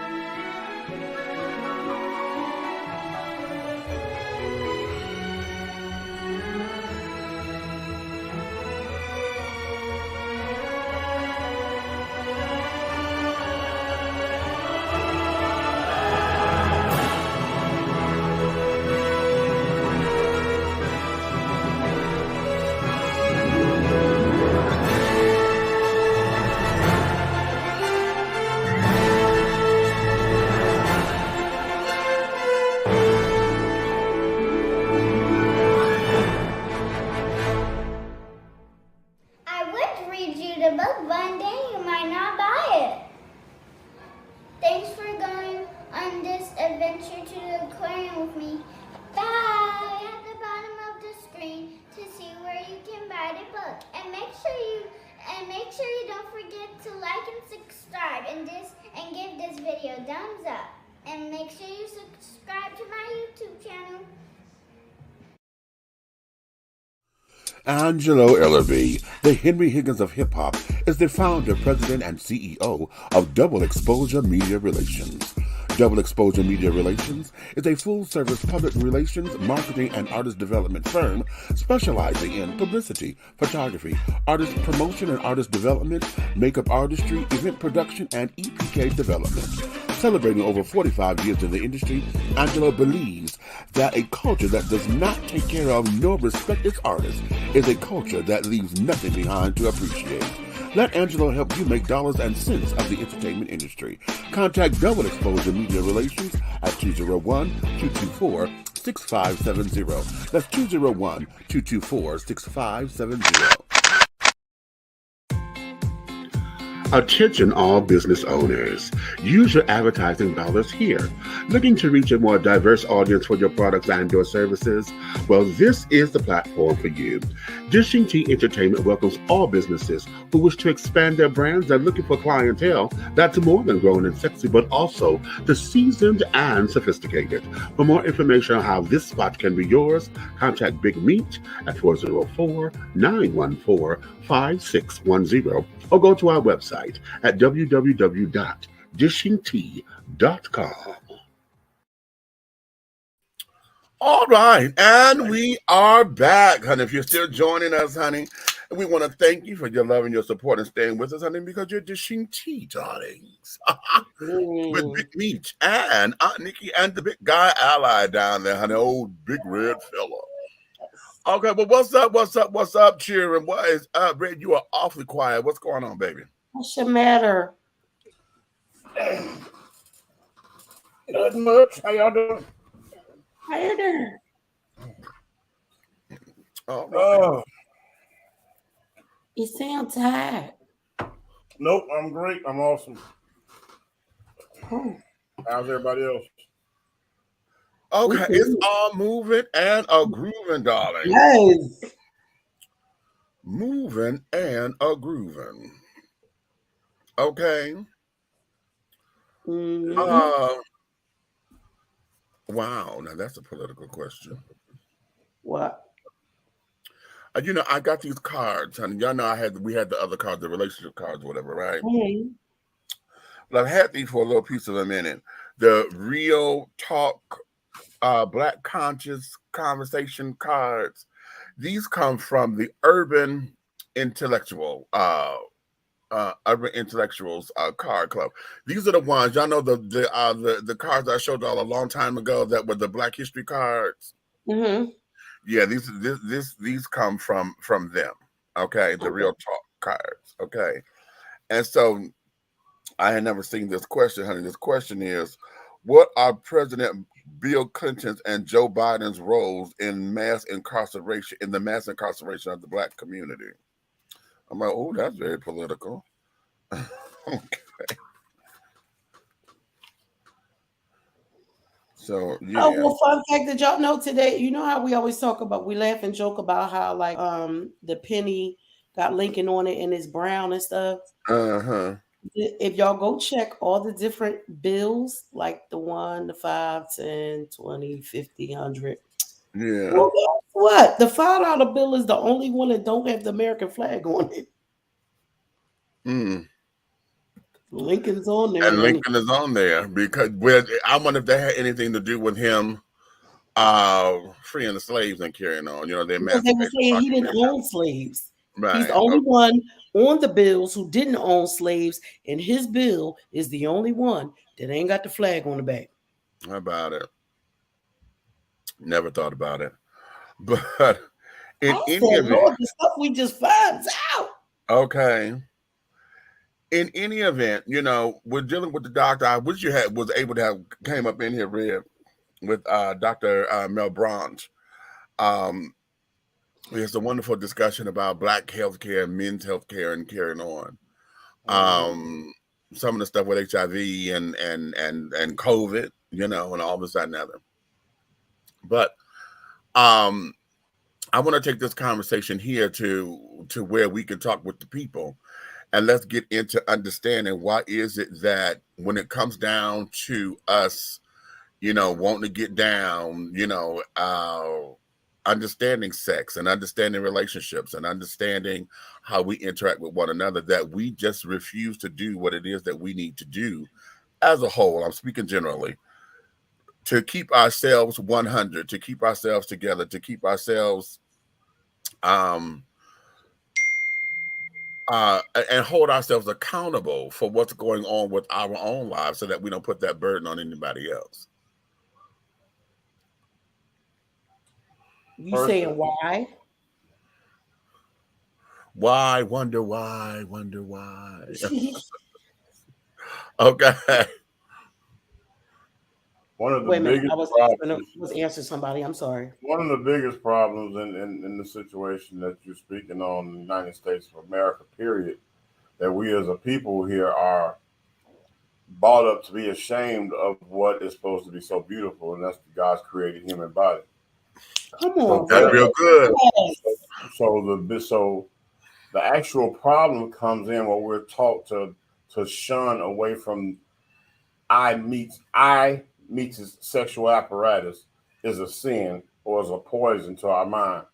When it's actually you're supposed to see something beautiful. You're supposed to take care of your intimate and your sexual body parts just as well as you do as seeing an esthetician for the skin on your face. You know, and what people don't understand, like like when you go to other countries and like let's take France and European areas for instance, over there you won't hear conversations about the shunness or the pullback of sexual health because they are basically wide open. It's okay to walk into the doctor and whip your dick out on the table and say, "Hey, something's wrong here. Can you tell me what's going on?" And the conversation is almost a normality. There's nothing looking crazy. There's gloves pop on. They pick it up. They start looking at it. There's no, "Oh, you're gay. You're touching my dick." There's none of that going on over there. Very good. Well, come over That's here. Very good. To the red, white, and the ooh. The red, white, and the who. Do you got all this stuff that's going on? It's just like not the red, white, and the ooh. Right. So the red, white, and the who. So, y'all heard what the hell he said? The red, white, and the who. That just worked me. The red, white, and ooh. Right. So, it's crazy because you can't sit up here and say, oh God, I have a lump down there. What you mean down there? Right down there by the guy, the little thing. Oh yeah, he's Mr. Dangle. No, it's by your penis, man. You got a problem, bro. Dangle. You got all these extra names and extra things. You got the man looking at your kneecaps and your big toe when you're talking about your dick. You know. Yes, get your life together. Mr. Dangle. Wait, what the man say on but that movie? Early. He was like, y'all love the angle and the dangle. Nikki, it starts early though. It starts early. What's wrong with your tallywhacker, little Timmy? What's wrong with your dangle? Oh, you so right. Hey, you right. Wash your ladybug, baby girl. Listen, you're saying this, and the other day, me and Cole were trying to talk to Lily about when she will have her first period, right? Because Cole went to go get some pads. She put them in the cart, but Lily was in the cart because she always want to get a big ass in the cart. She don't be in that little part. She just getting the big part of the cart. And this girl act like somebody had threw acid on her ass. And I'm like, what the fuck is wrong with you? She was like, oh my God, oh my God, oh my. So now we had this long ass talk. Me and Cole was talking to her like an hour. I said, listen, this is something that happens to every girl. You're going to get it whether you like it or not. She was like, but it might hurt. Yeah, it is. It's going to hurt and it sucks. None of us like it. I said, but I have to talk to you. So if I'm not with you, if Aunt Cole's not with you, if you're not with your mom, if it happens to happen at school or something like that, you will know what's going on and you will not freak out. Now, it took almost an hour to get her out of that. It took us about an hour. But I did the same thing with my girls. How old is Lily? She's 8. Okay. All right. Go ahead. It's not too soon. The girls in my family get it at 9. I did not say that. I just asked the question. No, I'm just saying for the people who might say something. When you ask the question, you know it's going to be somebody that might be like, yeah, well, they can watch their mouth because my daughter had hers at 8. Go ahead. Right. And my other granddaughter got hers at 9 as well. I got mine at 9. So we know that it's coming. Me and Meech was talking about this. I was like, oh shit, she been having headaches. She been getting bad headaches. And then she like, oh, my stomach hurt. And I was like, oh shit. So it's time to talk about it in the same way I did with my girls. Keisha got hers. She was over at her dad's house. This nigga called me like he was on a movie, some goddamn weird read. He was like, oh my God, what did this? I said, she already know what to do. He was like, I know. How's she so calm? I said, why the fuck is you running around acting like a damn fool? Oh, that part. And then Cole, it happened with Cole at school. And then Cole told Lily, she was like, and grandma probably take you out to dinner because that's what they did to me. It's like, you know, this is the thing to say that you're becoming a big girl because I don't want to say woman to her and then freak her all the way out again.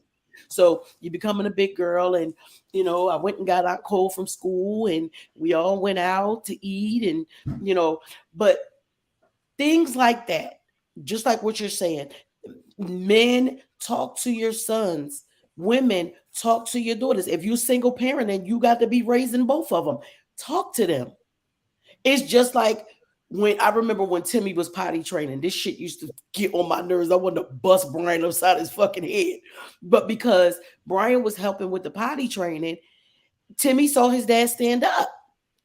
So, potties are for you to sit down. I'm so glad that they make the little urinal potties now for the boys. But back then they didn't.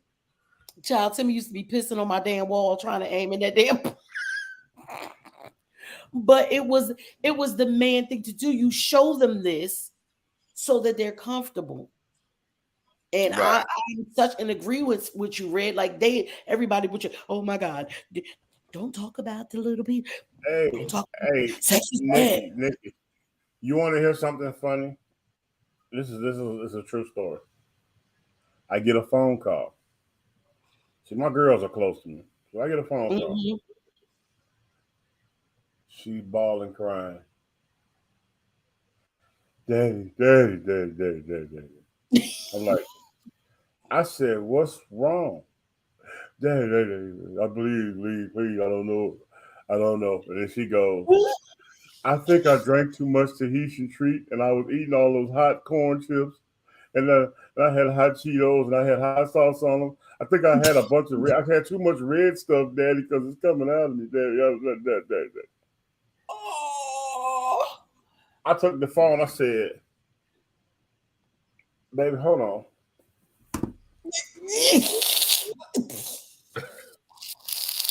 You did not put the baby on hold so that you can get your life in order. Sweetheart, where's your mother? That she's at work. Daddy, I'm at home by myself. I said, where's your grandmother? She went to the store. She was downstairs, but I heard her. She went to the store. I was, Daddy, please, Daddy. I said, shut up. Go in the bathroom. He goes in the bathroom. I said, I've been with your mama dating her for so many years. I said, are you standing in front of the sink? She's like, yeah. I said, open the right door. She said she opened the right door. I said, that box right there, that's your mama's box that you never had to touch. It's time to touch it, baby. It's time to touch it. Okay, pull the box. I hate him. Pull the box out. She pulls the box out. I said, read what it says to me on it. And she named it. It was one, like always, the big box with everything in it. I said, okay, you see the ones at the end that says regular? That should be about where you at. Do not reach to the other end of the box on the right where it says super, okay? You'll be done suck your conscience out your body. Just go ahead. I need you to put that up. So I told her I put it down. Wait, but was she grabbing pads or tampons? No, it's pads. It was pads. I was going to say, boy, you trying to kill a child. No, I didn't want to have a diaper on. You know what I'm saying? So I was like, okay. Yeah, because baby, them things, them supers or them overnights, baby. So I was like, okay. I said, now this is what you do. I said, I told her how to get herself cleaned up and all everything. I told her what to soak her clothes in because I know your clothes are messed up. Don't freak out. But it is a peroxide, baby. I got you. I'm walking her through this in the thing, right? And the whole time she just crying. Poor baby. She gets done. She gets done. She gets together and everything. And I was like, okay. I said, now I need you to wrap that up, tie it up in the back. Boom.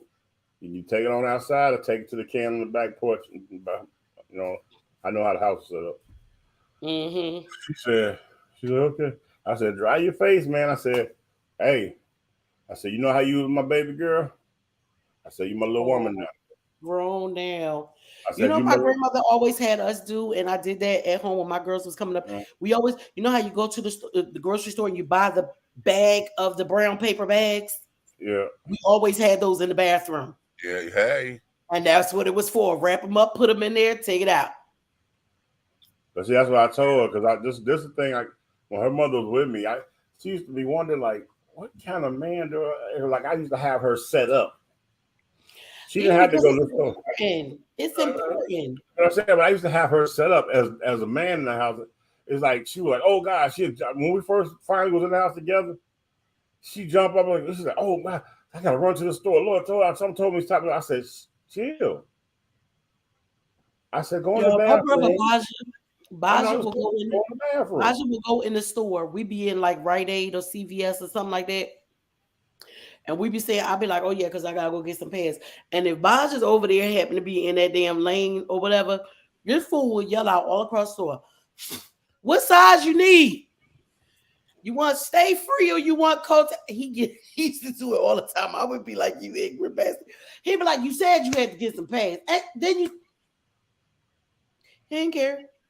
Because when you grow up like that, where it's like, it's not that big of a deal, give a goddamn. And I used to just be like, what is wrong with you? But it was so crazy. The reason why maybe even tell that story is what you said, because at the time I lived about an hour and a half away. So now I had to change my stuff because I said, let me go up here and take my baby out to eat, you know what I'm saying? And then let me cuss her mama out for not having her ready. You know what I'm saying? So I get up there and I was like, yo, all that mess she was talking about, the absent daddy thing, I said, so far, look like I'm here all the way. Right. I done walked the baby through the thing. Yeah, I said, look, hour and a half away. I done walked the baby. Where, girl? You was somewhere else. Okay. I understand you got to work, but you supposed to have a prep for that. So, yeah. And that was always my thing. I didn't want my girls to not be around because fortunately for me, they didn't get it all early. Keisha and Cole got it in high school. So, well, Keisha got it in the 8th grade, but then Cole got it in the 9th grade, I believe. But it wasn't all early like what I had to deal with. So my thing was, I didn't want them to be afraid of that. Yeah. Because what you see on TV, every time you look on TV, that's what happens. If they're talking about it, the little girl get it, and now she's ecstatic because ain't nobody ever talked to her about it. There is a new movie on Disney. It is called The Big Red Panda. Oh, stop. That is exactly what it's about. And we watched it the other day. She actually watched it before we had this talk with her. And we had to make her understand. We was like, you did hear them say that she got her period. And you remember when her friend in school handed her some pads. That's what that is. And she was like, because Lily is still at that age. If she sees somebody kiss on TV, that child will get all the way under the covers, under the blanket, everything. And I'm like trying to explain to her, like, people kissing is the way that people show affection. It doesn't matter. I said, you're growing up and you're going to have feelings. You're going to want to kiss somebody one day. Better not be right now, but you're going to want to kiss somebody one day. It's just a feeling that you have. What you see, that's a natural thing. It's not something to be scared of. That's what I was trying to say, that United States thing. Yeah. We got more people like us. You know what I'm saying? We are the ones that you know what I'm saying? I say the government, if the government wouldn't have set up the program to be in our homes, these millennials wouldn't be doing what they're doing, and we as parents wouldn't be as lazy as we are, because our parents weren't lazy at all. But exactly. But I'm gonna tell you, it's like this subject is so crazy, because even when I was singing, before I was with Naomi and I was going through that dating myself phase, you know what I'm saying? I was taking myself out the doggone eat at Maggiano's and all that. I was doing that for myself. If you came to the house as a female visiting me or hanging out, and this happens to you, they used to look at me so sideways, because when you went into my bathroom, because they thought you had a woman there because you had stuff. But when you open because I felt like as a man, I don't need everything up under the counter, right? So what I did was I kept my bleach and my toilet bowl, my toilet bowl cleanser and my all-purpose stuff and everything all the way to the left. And when we opened up the right door, I had tampons, I had pads, I had FDS, I had and then everything next to it. I had little bags that I would get when I catch the sales at Bath and Body Works or Victoria's Secrets. I had all those different fragrances in case something you like. Sugar vanilla, you know what I'm saying, pear, I had all that, you know what I'm saying, pick your poison. I had Listen, that like don't talk about the damn the pear berry from God. Man, you know what I'm saying? So I picked that. I did that for this reason. We only do it every now and then. That's my favorite thing. You will never be in a predicament when you over there with me. You know what I'm saying? And if you mess up your stuff, one girl was like, "Oh, you collecting bitches' panties?" I said, "Pull them out the drawer." Because my very bottom drawer, I had all my socks on one side, right? But how hard is it to put 10 pair of female panties in there with the tags on them? And you never know, because shit, your daughters could be there. Right. But the tags are on them. So that tell you I'm not collecting. You know what I'm saying? Like, with you having all this stuff, it's like, nigga, I think like this because I have daughters. Yeah, but it's not even only that. I've just always been that nigga that I'm not gonna hire you over here as visiting me as a female and catch yourself off guard. Right. You know what I'm saying? You don't have to be embarrassed with me about that. Just showing you that I understand. So you should calm all the way down and fix your situation. Have mercy. Okay. Have a seat, young lady. I did not have to go through that with my sisters. Mm-hmm. And I'm kind of glad that I didn't, but then again, I'm I've done everything else. I'm kind of mad that I didn't a little bit. But I think that I wanted Mama to have that, especially because I'm like, Mama handle that, And Mom, your turn, tagging you in. Well, no, it was just that I did not realize how close my sisters were to Mama, because it was always been me. But I wasn't always at home. So, there were moments where they had mother-daughter time. And because there was two of them, and then with them being twins, that there was something. And I know it was time for me to tell my mother. I had to tell her once because my sister had to learn how to properly cleanse. Oh, yeah. And I was like, oh, I said, Mama's it's about that time. We got to do, yeah. And she said, oh, and the look on her face was like, what? I said, yeah, because she got that odor. And so I did not know, because I wasn't there.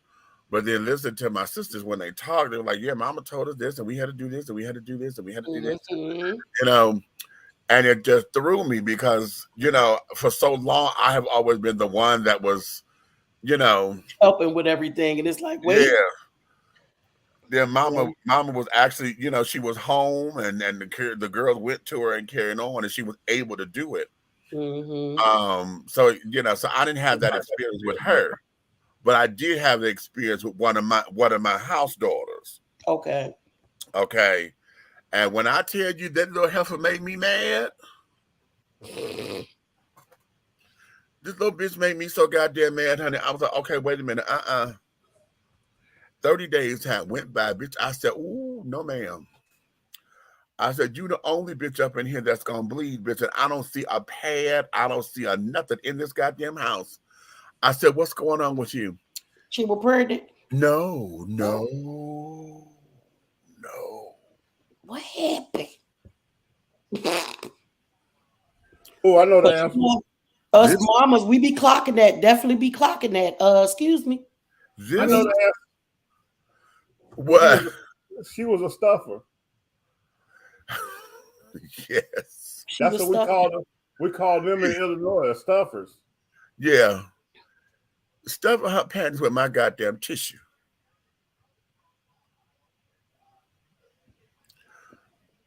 That's only for emergencies. No, she was a stuffer. I said, what? I said, tissue. How many rolls of toilet paper was she using? I'm trying to. Now I understood how come I was always going to the store. I was like, Miss. Well, she never thought to ask. She claimed that she was irritated by him. She said I would get irritated, so I never used them. I said, that's because you're probably buying the ones that scented. Yeah. I said, girl, I had to go and take her to the store. And I had to figure out what her flow was. I was like, what is your flow? But my flow, I said, did you bleed real, real, real bad? Is it real light? Is it cute and light? I said, or is it regular? Like somewhere in between light and heavy. And she said, well, it's kind of heavy, but then it's slow up. I said, okay, so we're going to start here. We're just going to go ahead and buy you heavy flow. And that's just going to be it, because trying to go back and forth ain't going to do nothing. I said, Mr. We'll get you the heavy flow. What my girls, I would do? I would buy, remember, Red, you were saying the overnight pads? Those actually for the overnight, whether they were bleeding heavy or not, just so they wouldn't mess with their clothes or their sheets, stuff like that. And like now, Cole, she's really sensitive, so she buys those organic ones that don't have the some shit in it. I don't know, but the one she used now, which is so weird, because when that was us that watched that thing when the man did the thing about the pad, right? Yeah. When she switched to those, things start being different for her, like as far as her flow and stuff goes. So what that man was talking about was absolutely true. Those pads they didn't create them right. But these ones, those all natural ones that they make and don't have all that stuff in it, is helping women not to bleed as much, because you shouldn't bleed, you shouldn't overbleed, and it's taking away some of the cramps and all kinds of stuff. I was like, well, damn, where the fuck was this shit when you needed to wear a diaper? Okay. But I had to get her together. Wow. But then too, she was getting all of my drag, because this girl, I was like, girl. So I had to help her dress and so she got a lot of my like drag that I was no longer going to wear, on my walk around stuff or whatever, And at that time, there were certain pieces I would go just buy off the rack so that I could have to host, or if Samantha needed to make an appearance, I had regular clothes that wasn't staged or whatever. So, so I would give her clothes, honey, and she used to wear her hair in braids and all that. But every now and again, when she would take them out, she had bare hair days. So I gave her a wig or two. But it's always the things. It's like you said, it's a village. It's a village type thing. Yeah. Red's daughter knew to call her daddy. Okay. The other day, what happened? Red, we was in here. Something was wrong with my arm. Like my arm was really, really swollen, right? Cole said, we need to find the mother of the village or something. We need to call the mother of the village. I said, hold on, I'm about to call Uncle Meech right now. And I picked up the phone. I called Meech and I showed him. I said, this motherfucker was swollen. He said, get some tea tree or don't put nothing else. And it started going down. I still don't know what the fuck wrong with me, but he told me what to do. That's what I did. I panicked. The person who knows all about the essential oils and all the health properties, I panicked like a motherfucker. But I need to pick up that phone and call Meech ass. What you talking about? Okay, Lord. You have to have people around who, and what did I say, Meech? I said, we know a lot. Right. So when one of us don't know, the other one know. Right. Somebody gonna figure it out, or we're gonna figure it out, and we're gonna find out the answer. Okay, be that as it may. Be that as it may. But darling, I think people do need to start talking to their kids in a way. Like here's another. I know we about to go, but here's another thing. You know how because we shelter everything and make everything feel like a taboo. When we see other cultures and their kids dance, like the kids from the Caribbean or the kids from Africa when they dance, Americans will say, oh, them grown ass damn kids, who taught them how to do that? Yeah. I know I do that all the time, because I think like the Caribbean, I do it too, because we automatically think that they're so hypersexual. Yeah. Right. But the thing is, that's their culture, and they're not scared to show them. And they're not scared to show it. And because I did that here. A former I do it all the time, and I know it, and I still do it. And he's like, because I was watching, I was like, oh, child, this is too grown for these damn kids. And the person, he said, they're just dancing. I said, dancing? I said, look at this. He is humping this woman. This little boy is all up on this woman. Well, the kids from the islands, honey, they learn. And he was like, he said, oh, child, you're reading too much into that, honey. It's just a dance. And I was still stuck on me. Okay. Oh, did you go there? Oh, wait a minute. Did you go there? Old fashioned red bottle. That's right. Baby, if your grandmama had one of them on the back of the goddamn door, something was wrong at your A house. and B, honey. You better understand. You better understand, honey. As a matter of fact, honey, they still cute. Okay. Come on now. Okay. Little children. And teach your little girls when they first get their little periods, the best way to keep yourself from having an odor is to change your pad every time you go to the bathroom, whether it's full or not. Right. That will keep it down as well, if it has one. So, but nonetheless, yeah. But we had to do better with our communication with one another. What the doctor has given us, I love his candor, and I love just how he was able to just break things down. Yes. And things of that nature. You heard himself, he himself is HIV positive and dealing with issues and carrying on.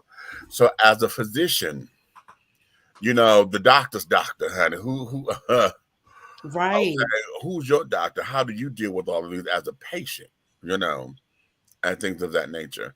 And like you said, I've had asshole doctors and, physician's assistants and nurse practitioners and all this kind of shit. But because, I am one, then I know what to look for, as far as a good doctor, this, that, and the other. So, yeah.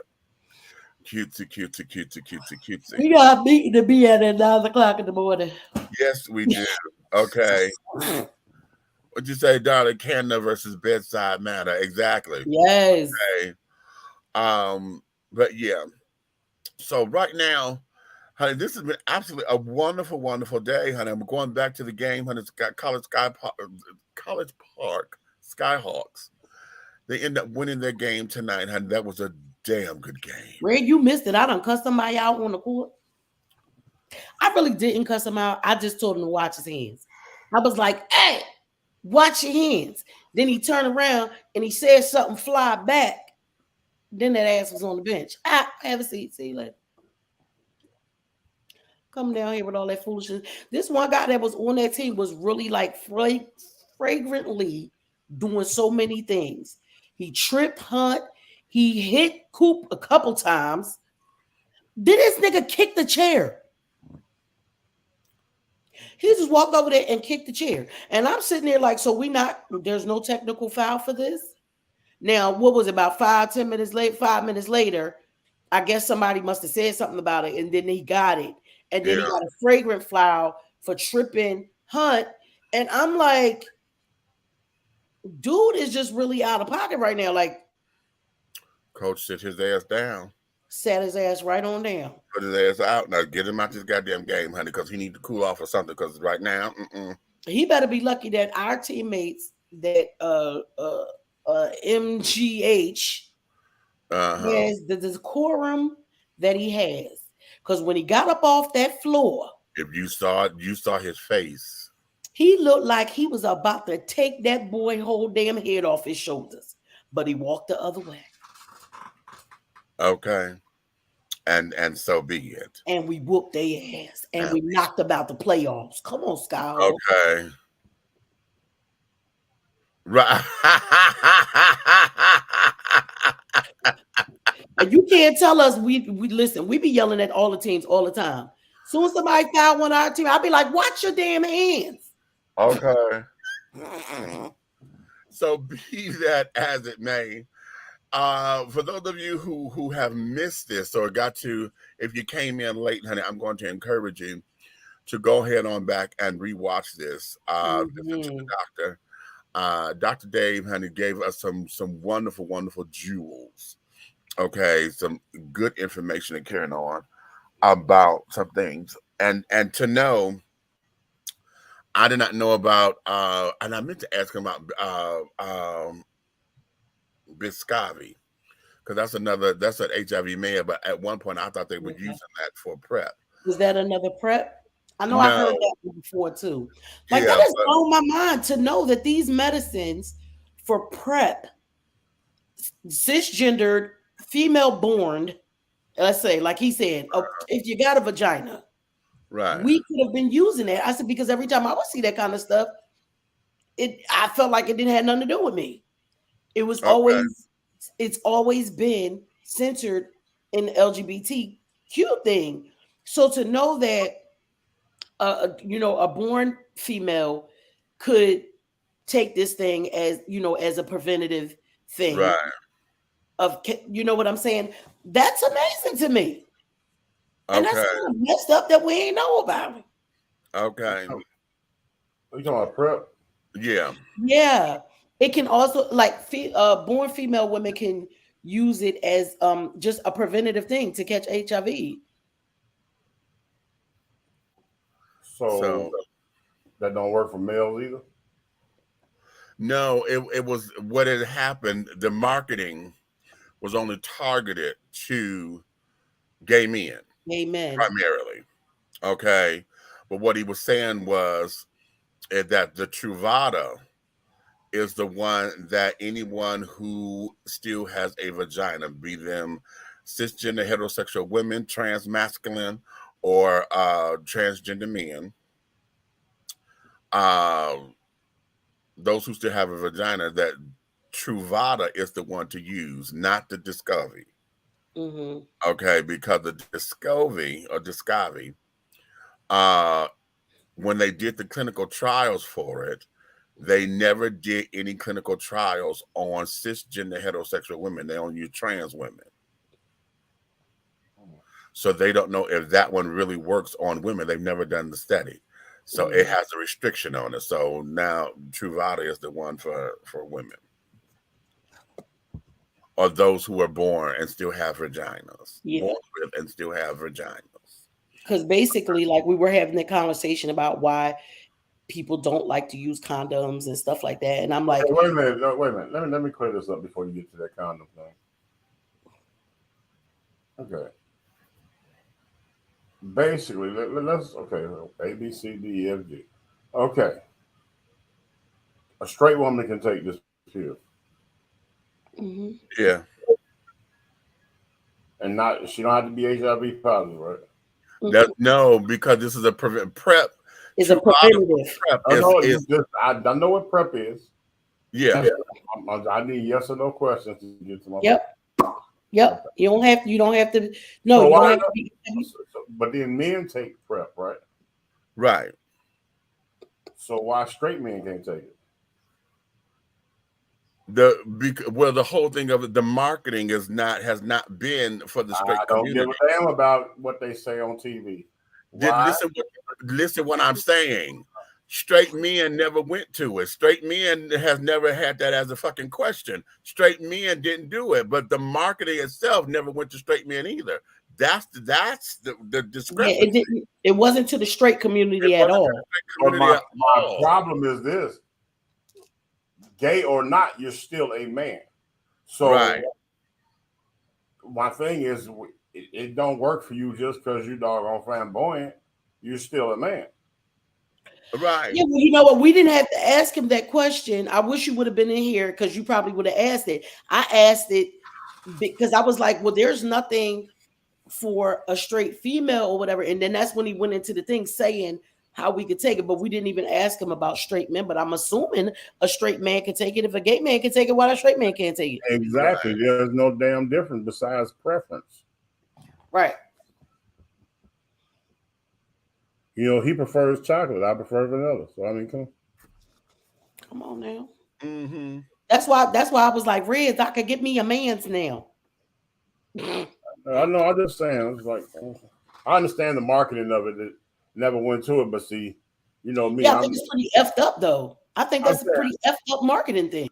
But I mean, at the same time, you know, a nigga gonna go because he feel macho to Marble Slab, but he got a problem with hanging out at Dairy Queen. You know what I'm saying? I don't. Right, but this is the thing, though. When they market it like that, right? A woman will probably listen, y'all. Serious, because, like me as a woman, I don't mind saying, "Oh, okay, I can use that. Well, I can go use it." But because it has been marketed towards LGBT, a straight man probably ain't gonna want to try to use it. Exactly. And that's the fucked up of the marketing. That's what it is. That's the fucked up part of it, because now a man, a heterosexual man will think, oh my God, that must just be for gay people. Right. A gay people pill. A gay people pill. Hello. You know, women gonna be like, wait, we can use that too. We've all for it. Okay. But one of those men, not men like you. We talk about those other men who think, oh my God, I'ma catch gay. The fuck? Them niggas. I'm just don't.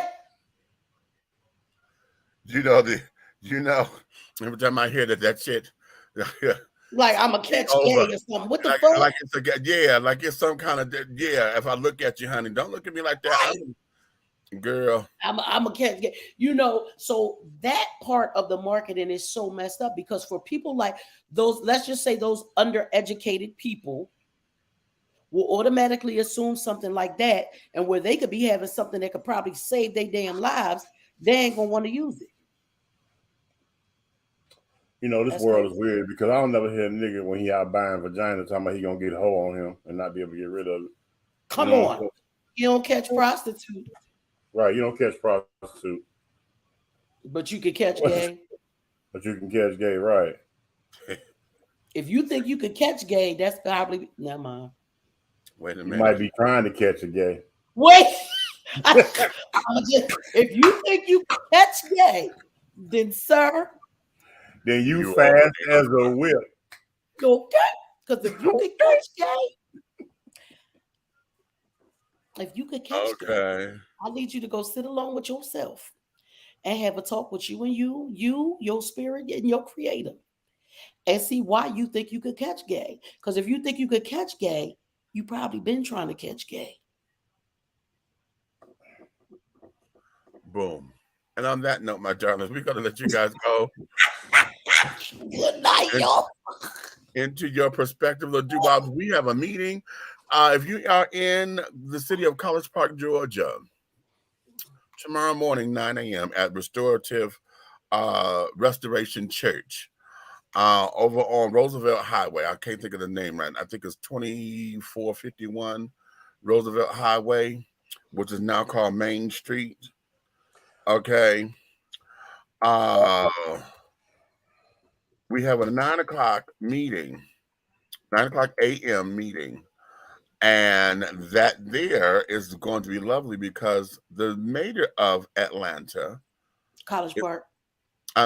College Park. I'm sorry. I was going to say, because wait a minute, because if he coming, let me go change what I was putting on. No, the mayor of College Park. I'm sorry. I'm sitting up here. I'm trying to type in the address. The address is 2451 Roosevelt Highway for the church. Restoration Christian Fellowship Center. 2451 Roosevelt Highway, now called Main Street in College Park, Georgia. Our mayor, honey, of College Park, Miss Bianca Motley Broom, will be our guest speaker tomorrow, honey. And it's going to start promptly at 9 o'clock because she's got to say what she's going to say, honey. Take a few questions because she's got to be out because she has a 10 o'clock appointment with the Homeowners Association. Okay.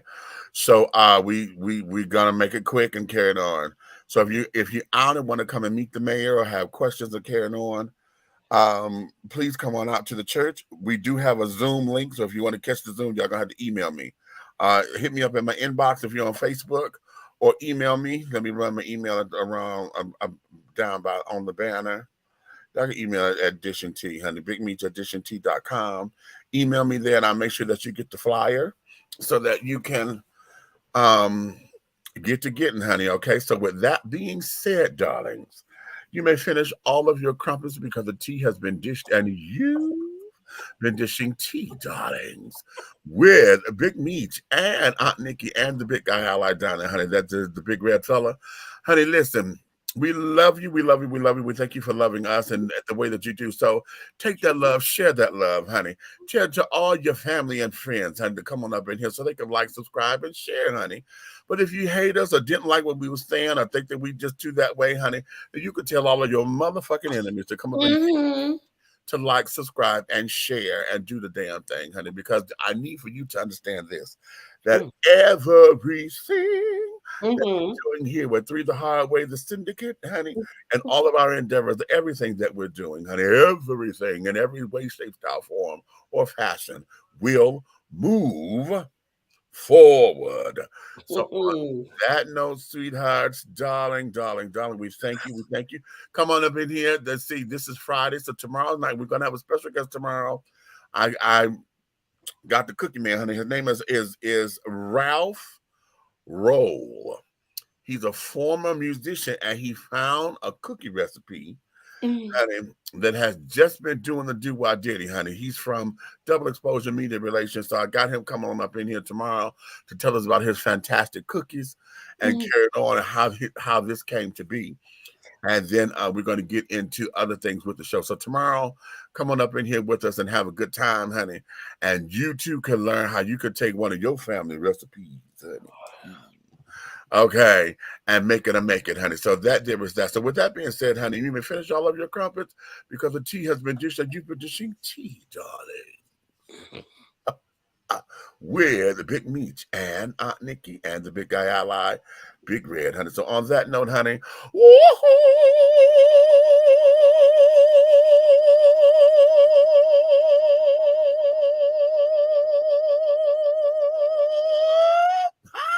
can't blow that many damn kisses.